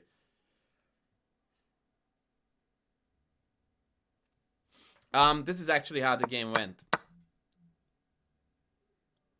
And actually, Castle's queenside played. Jesus, chess! Look at you go, brother! Welcome in, brother! Welcome, welcome, and thank you for the fat one. Unfortunately, my shout out doesn't work because my Twitch bot doesn't work. So I apologize for that, but guys, please go ahead and check out the Geezer Chess. The Geezer Chess is the one. And welcome in, Raiders.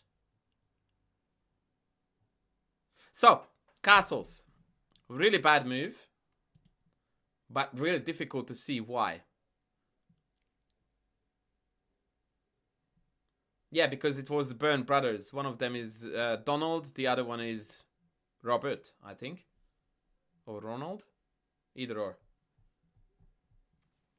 So, what is Black's absolutely next level, crazy, insanely good move here? This is the move that for which I chose this game. Oh, and the subsequent attack. But actually, a lot of people would chicken out here from knight d4 because of castles. Note that rook d1 is mate in 1. But castles obviously is a different kettle of fish altogether.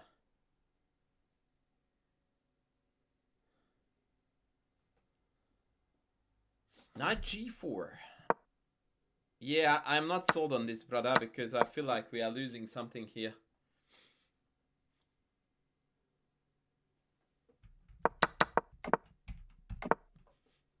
Team wants to play knight e4.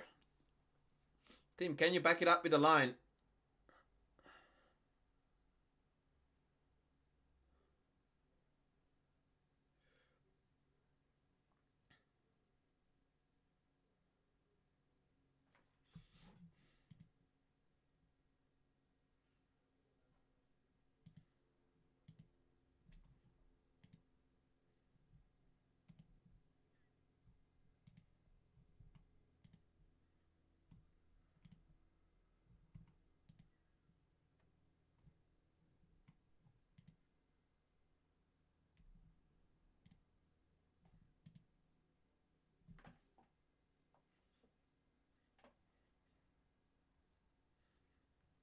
That's not true. Knight b3 wouldn't even be made without the pawn because the queen is covering it.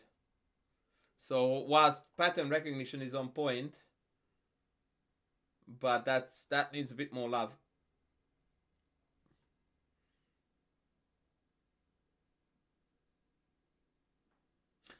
Tim, I think you meant queen a5, not h5. So hold on, 94, 94, queen a5. Oh, I can just drop the knight back, right?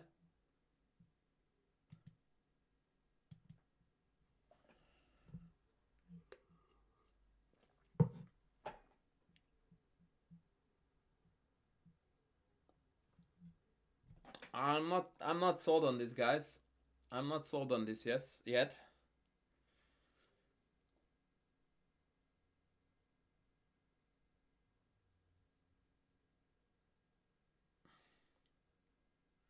Abdul Rahman, you buddy are onto something.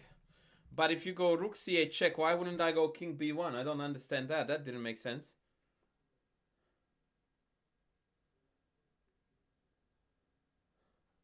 So, okay, I want to help you a bit. Knight e4 is the correct move, but no one has found out the right idea yet as to what to do after knight takes.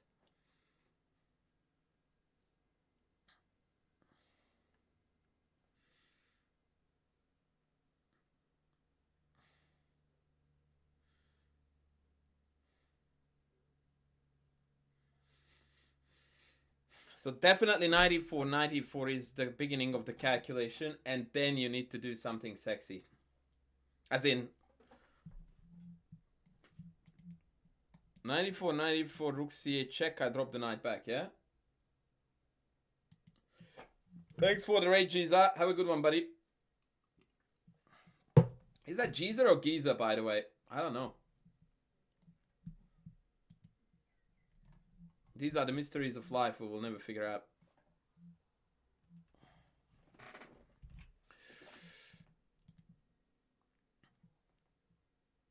Hard G.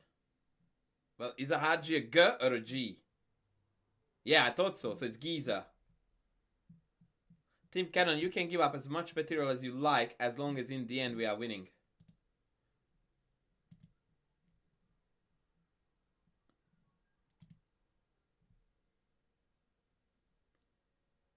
Giza like Twiza. Okay, that didn't convince me, but the G is good.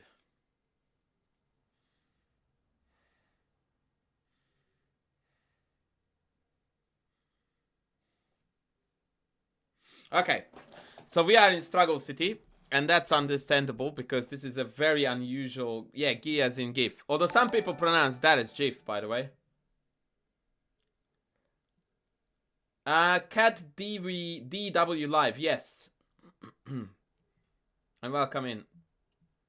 Yeah, given that I asked you if it's G or J, telling me that it's double E, that didn't really help, but I will take that. So 94.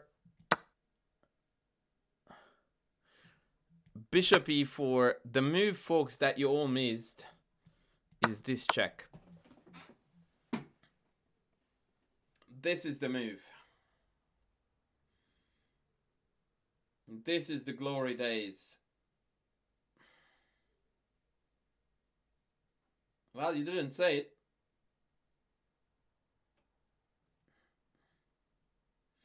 I didn't see Tim Cannon. Well, that wasn't put in a line though. Yes, Fat Belly, you should have seen that. Yeah. So take is forced, rook check. And what's particularly tricky is to... Because even now after king b1, queen d1, king a2, we are technically down material, but obviously the king is really exposed. So what's the win there after king b1, queen d1, king a2?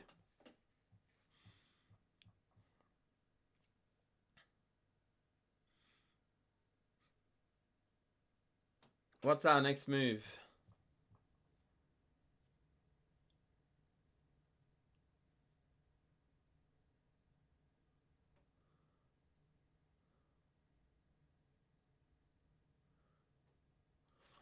Bishop takes b2 can be captured, no?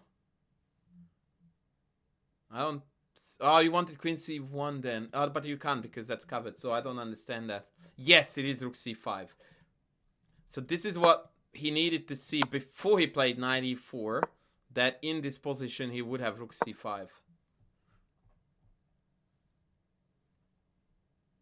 I mean, to be honest, he didn't need to see it because gut feelings are good enough to tell you that there is absolutely not a chance that white can survive this.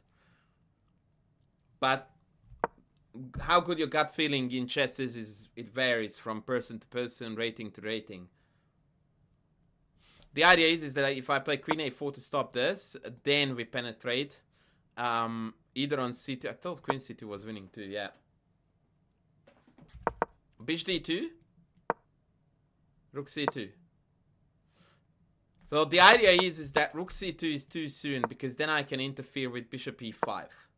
Right? But if you force out bishop d2, then now all of a sudden we messed up the defensive pieces.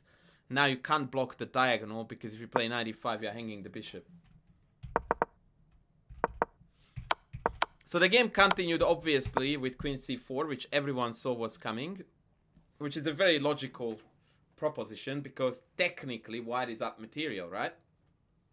Or will be once this takes place. Rook n2 minors, except that's one of the rooks, that's one of the minors. Which is why I always tell my beloved students that counting material is not exactly productive in life.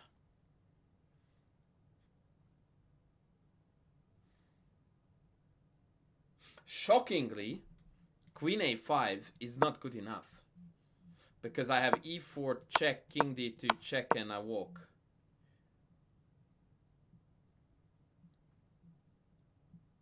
Queen b6 is not to love, my friend. Queen b6 is the best move on the board. And by far the best move on the board. Because it creates a double threat. For starters, you are threatening to take the queen followed by mate. But more importantly, if I stop that mate, for example, by bishop e5, you then have your second threat, which is queen b3, dislodging the defender of the queen. And this is definitely gonna be a delicious one.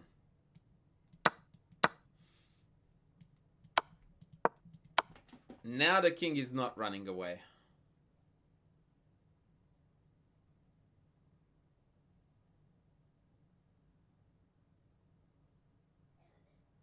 Wow. I'm good. I'm good, guys. And I wasn't even playing this. I'm good at selecting material. Yeah, exactly. Back to where he cometh from. So after queen b6, I think play went 92. And now comes the final dirty, which is just a fantastic finishing blow. Voiders didn't really show his gentleman side because he treated this lady really, really badly.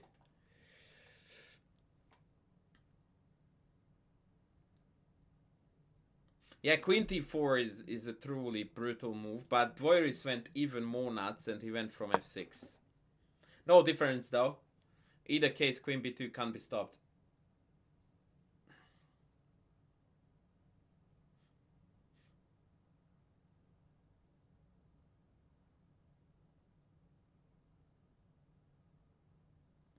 Now check this one out. You won't believe the best move for black here, right? Absolutely not a chance you will figure out the best move for black here. I'm willing to bet.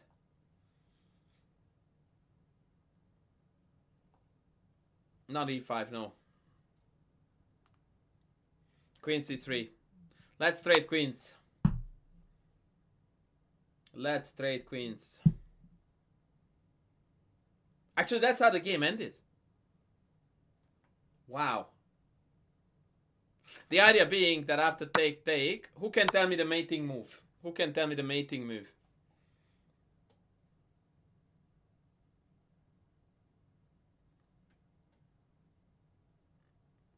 No, f5 is not mate. f5 is not mate. Rook c6 is also not mate.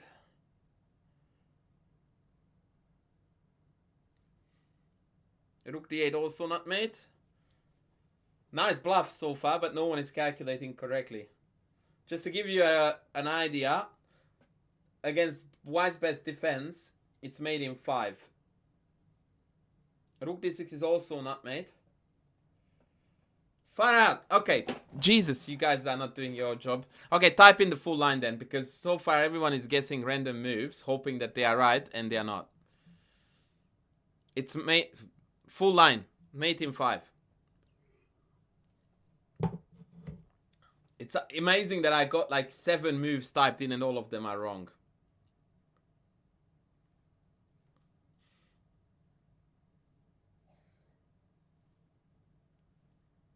And it's a one straight line to calculate. Like, come on, ladies, what's going on? And that is the easiest question of the day by far.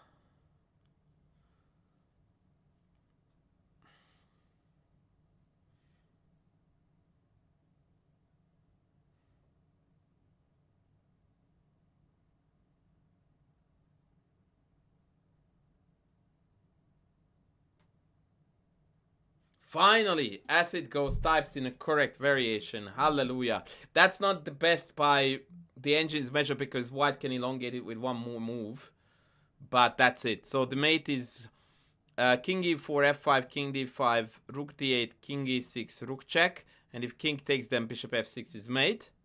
If instead of king takes, they block with the bishop, you take with the rook. And after king takes again, you have got 2 different checkmates.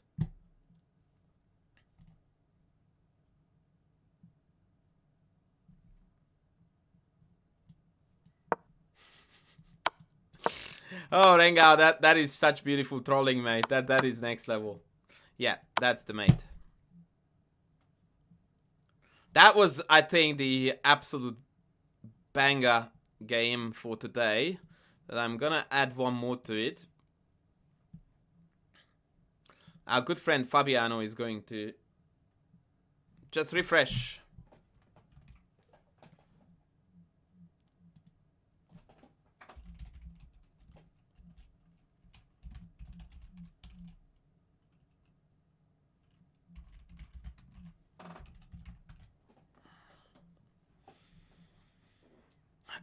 So the next one is gonna be the last one, I think. Oh, okay, Fat Buddy, you chuck it in. Chuck it in. I will have a look at it.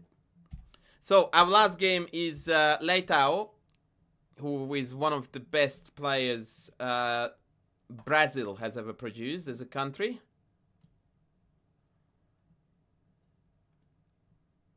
In case you didn't know that. And his opponent is Fabi.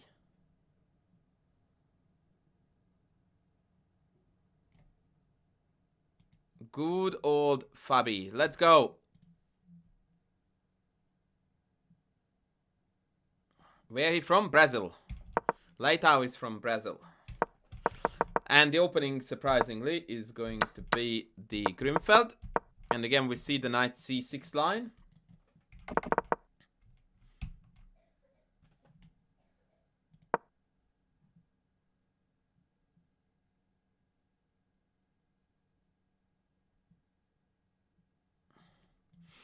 A5 is a bit of a weird one.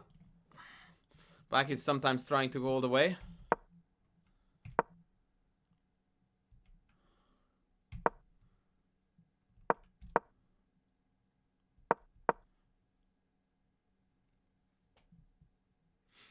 Alright, I desperately need to go to the toilet, guys, so I will be very quick. In the meantime, try to come up with a strategic tactical genius move here for black. I will be right back.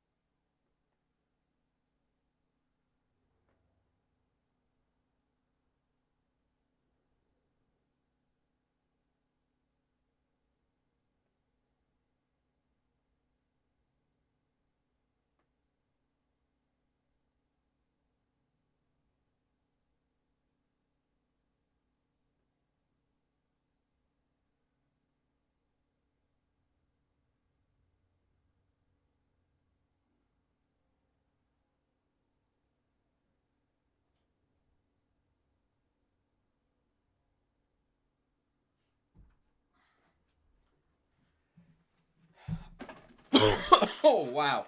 I just fell into my chair because that's how I roll. In the face, chess lover.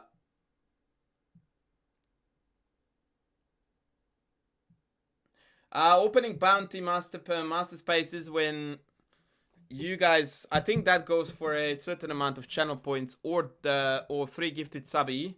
I play a game on stream with your requested opening.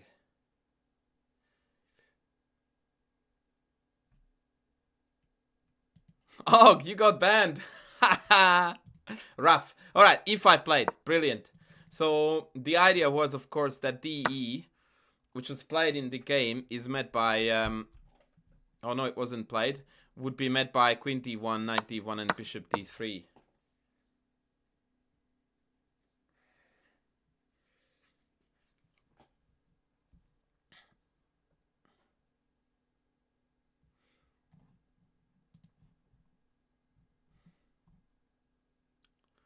Well, well, well, suckers. That's what you get if you don't donate enough.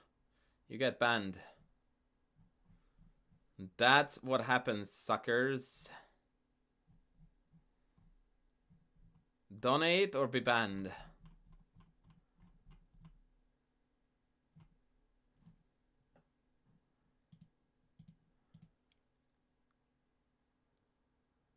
Alright, so this is how the game went.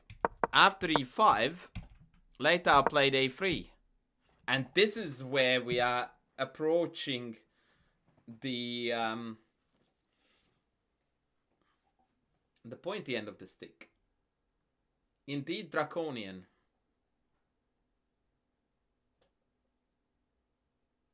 Insert high T move. Correct.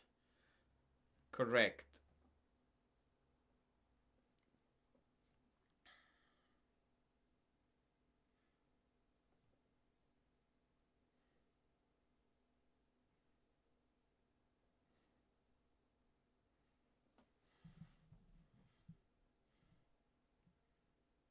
So I can't raid you to mark because you guys all get banned there.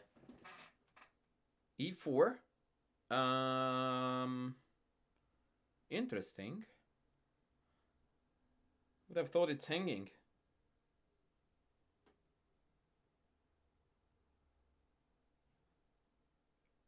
Isn't e4 hanging? Also, why am I looking at my phone? I was looking for something. Oh yeah, there is a YouTube comment I wanted to check.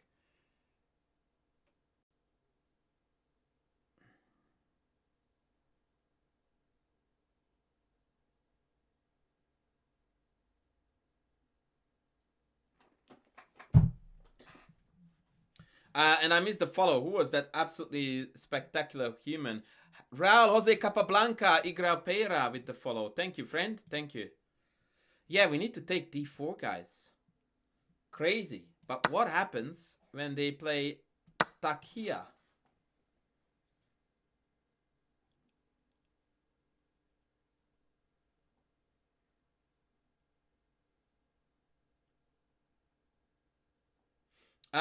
I tell you how this is a promo for Anish Giri because I wrote his name in the chat. Sorry, on the title. But also because he happened to release a Grunfeld course about 3 weeks ago, and this lecture is about the Grunfeld, so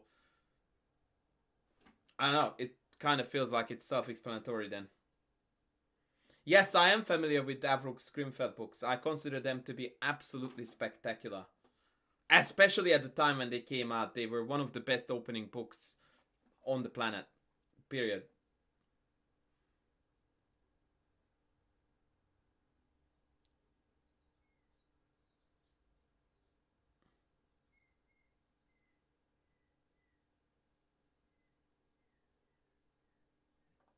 And yes, we go queen sack, ladies. This is what chess looks like. And again, we marvel at the incredible piece mobility before we count material. Oh, Adorian is one of the best to learn from when it comes to the Grunfeld. In fact, I was thinking about doing an entire Adorian stream, just dedicating everything to Adorian and his games. He was a god of the Grunfeld. Actually, fun fact for you, this is something that most of you wouldn't know. For a very short period of time, Adorian was actually the second of Kasparov. And he was actually one of the main driving forces or influencers back then when that word actually had a meaning. So he had a very strong influence on Kasparov on picking up the Grunfeld.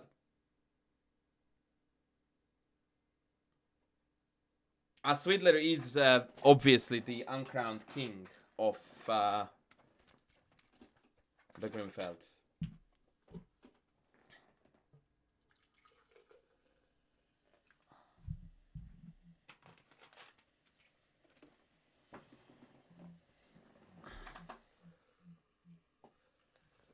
So, all of a sudden, it turns out that White is in struggle city because Rook d1 check is very nasty to stop. What do you think is our best course of action against Queen c2 per played? By the way, I would like to point out that according to the engine, the best move for White is this, which I don't think I would even consider. And the idea being that after takes, I thought that bishop takes just wins the house. But actually, it is not a great move because of Queen c2. And if Rook e d8, then Knight d4 disconnects the rocks. And now the best black has is check. When I can't obviously take, I have to go King g2. And now it's a perpetual check. Apparently King f3 is too risky on account of Rook e1. And all of a sudden this king is stranded. And we have got various easy avenues to get to it. Such as bishop b2 takes, knight c4. Wow! What a line! Hello? What? Oh my god, wait for it. Queen d1. Queen d1, best move for black. Hang on to something or someone. Doesn't matter which one. a4. And Paralysis. Welcome in. Welcome, Paralysis, for joining the stream. Holy smokes. Look at this. Can't move, can't move, can't capture. Hello?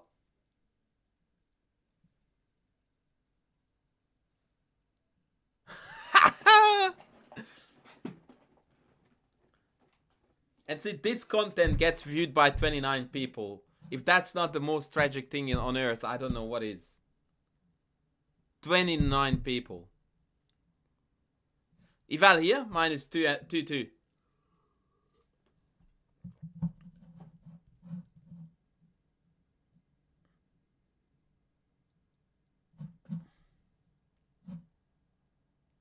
Alright, back to the game.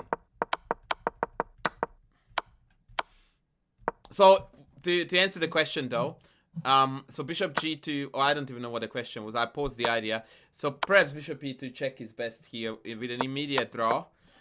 Because once again, rook d8, knight d4, bishop e2 is just a perpetual check. King f3 loses as a winning attempt. But after king here, there is nothing better than go for the perpetual. So if black wants to play for a win, it's actually better to take with the rook. And after king g2, just go back.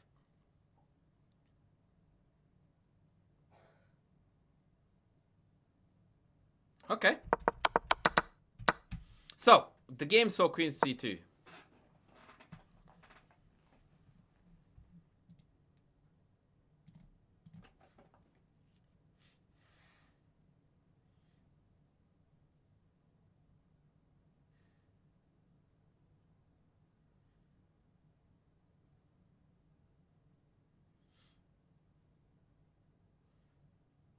Bishop d3 is strong.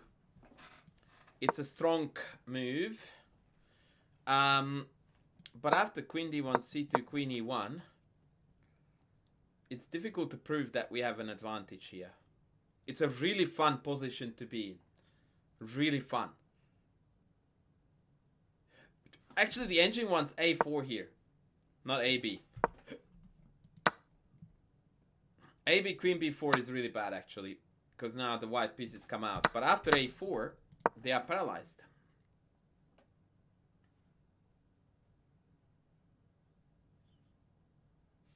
Yeah, that is wild. But this wasn't played. A better move was played here. And if you meant, Fat Belly, that you play AB here, yeah, you are right, buddy. You are right. That's it. AB. AB. And just go like, come at me.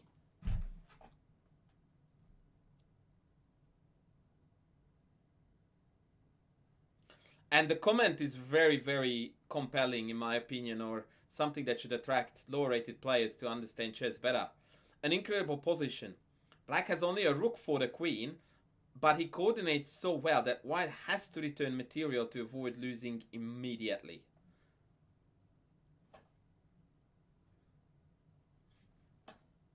Like, the threat of b3 is just like a kick in the face.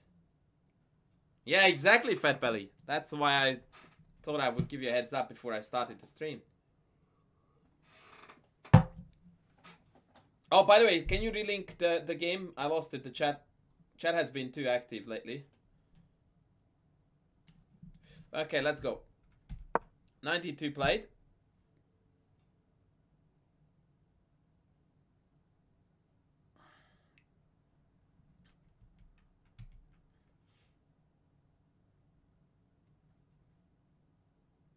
Ban some of the chatters, that's right. Yeah, let's go full on mark, yeah? Takes, unfortunately, not best.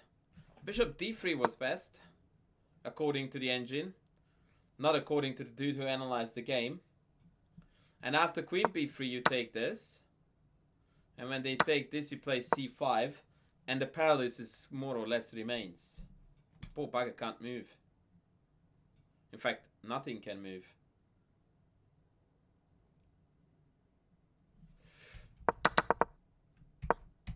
Yeah, capture was too hasty. Shame on you, Fabi. Shame on you. Yeah, to be fair though, as in when you say this is insane, if you think about it, now material is almost level. Right? Because we have rook knight for the queen, and the queen is just awful. And this is loose, the rook has no play. It's amazing though. Yeah, so yeah, exactly. Bishop d2 and rook a8. Now we actually need to play very good and aggressive chess again to prove that we have enough. Okay, that's tragic. They should have played here h4. h4, rook here, bishop c1, b3, queen d2, rook a1, king h2, and white is still alive.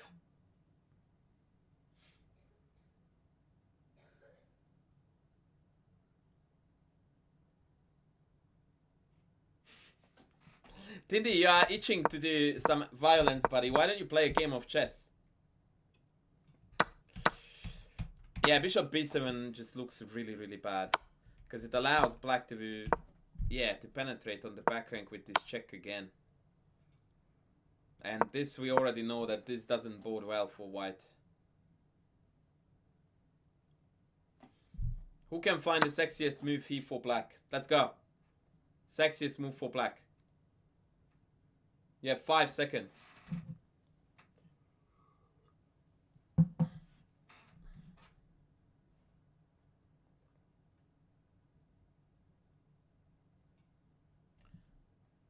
Bishop h6. Jesus. I did not see that. Yes, bishop d3. Bishop d3. Hello, beauties. Hello, beauties. Oh, Taylor and Zed. Welcome in. Queen b3. Check. Now going back is mate. King f4 is forced. And rook f1 is the deadly one. Rook f2 Matutski incoming.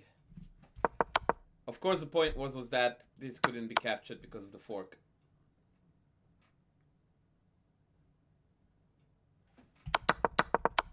So the game saw bishop c1, b3, queen d2, or rather queen d1. Why didn't they go to d2? Loser.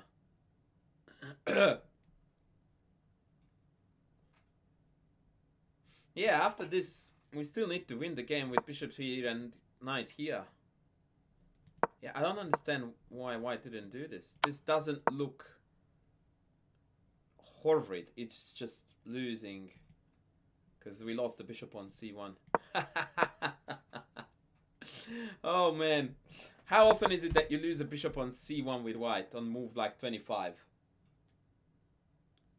Jeez, that's rough.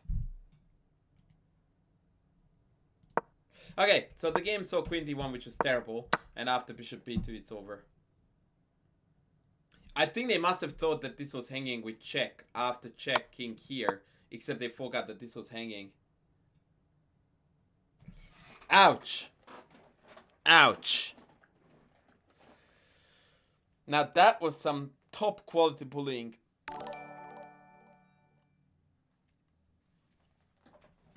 Alright, Fat Belly, show me that game that you wanted to send in, buddy. Not Pabu, welcome in. Alright, so here is Fat Belly, guys.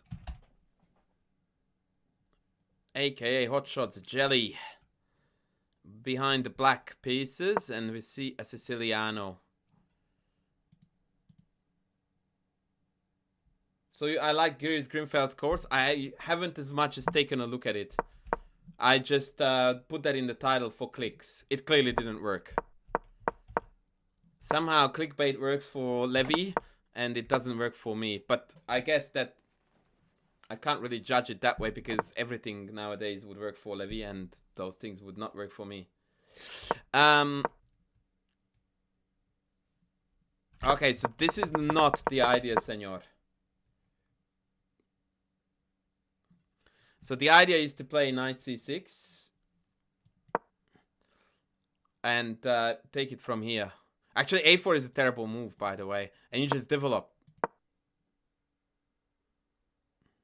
But you can also play knight d4 or knight b4. Either or is good. Yeah, Taylor, good luck, buddy. You will need it. Also, d5 now that the queen has gone to e1 is better. Because all the knight d4, knight b4 jumps in will hit this.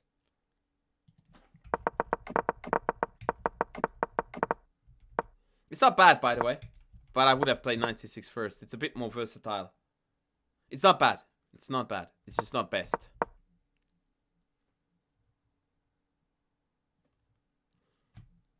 Yeah, as soon as your opponent plays a4 in the Grand Prix, you're just already ahead. Like, it's suboptimal setup to begin with, and then they are wasting time with a4, which is a completely wasteful move. That makes no sense. And yeah, if I said d5 is not good, I take that back. It's totally fine. I would have played knight c6 on account of this being a bit more flexible.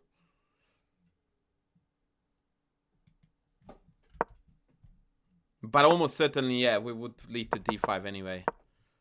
Okay, bishop d2 is another very ugly move that makes little sense to me.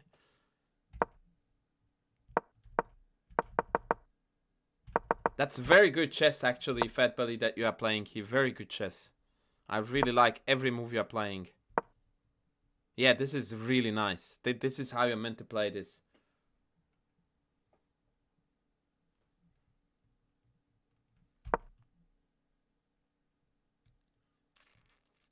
Yeah, that was a marvelous opening course. Opening play. Yeah, I don't... Okay. Well, I didn't mean to throw on any fellow Chessable course author, but... Yeah, whatever. Oh, now, wow. Queen f3d and d2 is hanging.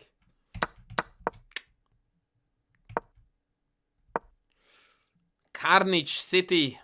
Carnage City, my friends. That's where Fat Belly Matt Kelly lives. Oh, yes! I knew that this was coming. Haha! What a hero. Queen takes to take on c2, hanging rook and bishop. This is, ladies, how you play good chess. That's the brilliance, yeah. I should have asked for a game review. Too good. Piece down, completely winning. What a fair dinkum legend this man is.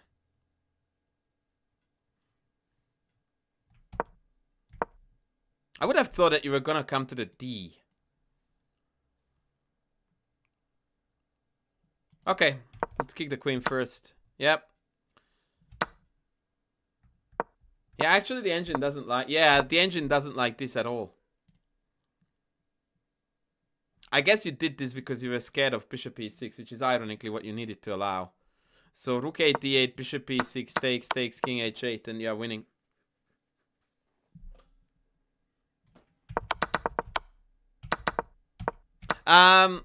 Fish, the story here, buddy, is that what you need to recognize, and this is a strength of higher rated players, is that white is completely paralyzed, right? So you don't really need to prove anything immediate.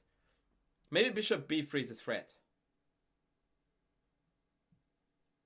Maybe bishop e3 is a threat. By the way, here I want to show you this Fat Belly because it's very instructive. I didn't realize this, but this check was a mistake. So what you can do here, and I don't think I would have found it without either looking at it long enough or turning on the engine, is that take immediately wins on the spot with check, king here, and now you bring the rook in. And what this does is that it introduces a new attacker, so that after rook takes queen check, rook g2, rook d2, we have got a sexy double attack.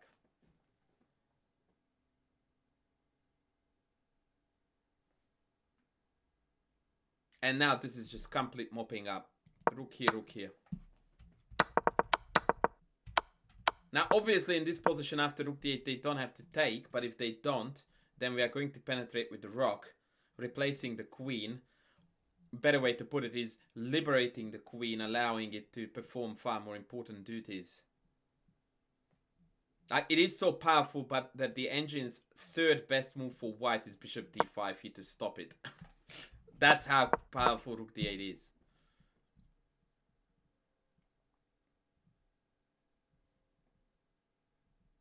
So if I play a pass, rook d2, and it's like, actually queen e4 check is even better. And then here and then in, and it's already four's mate.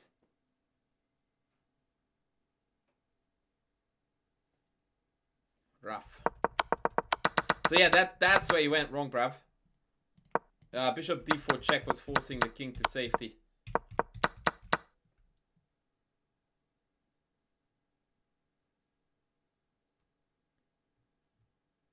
Yes, Courtney, you are very, very correct. Most low-rated players tend not to look at all at the opponent's ability or inability to move pieces around in certain situations and count that as the core factor, the primary factor of evaluation.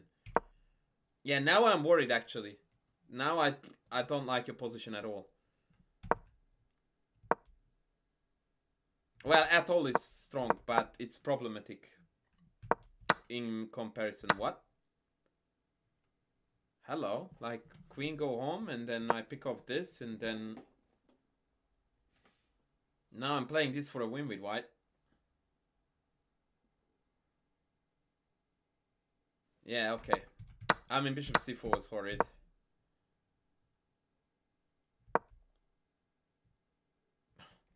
King g1. Oh boy, okay. That was subtle.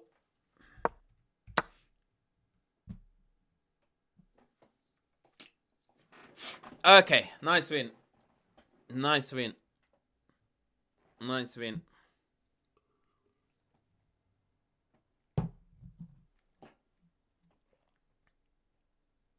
Yeah, that was a bit topsy-turvy, but nonetheless, you should be proud of yourself. Because most of the game was played really well. I'm curious to see what your accuracy score is. I guess it's gonna be about 85. 82. 82. Farewell chess, Andras. What? Yeah, in a dynamic game, that's more than acceptable. Alright, ladies, we are going to call it a day here. Because we are gonna be back tomorrow again.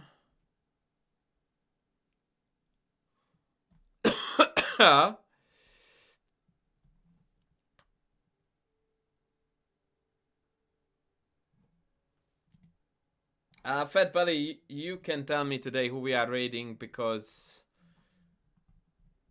we love you a lot. And you were one of the generous subscribers today. We can go Minley, we can go Danya, we can go Canty, Salty Clown. Wait, what? Is that even a streamer?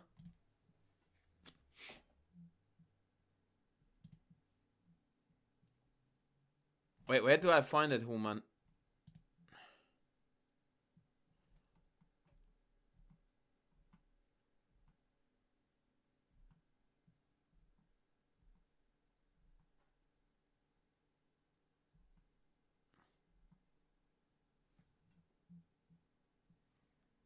Okay. I don't know who that is, but I will take your word for it.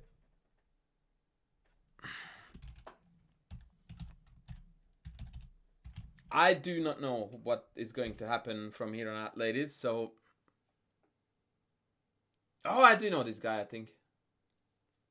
Alright, sending some love to Salty Clown. I will be back tomorrow, ladies and gentlemen. Have a top day. Love you all. Bye.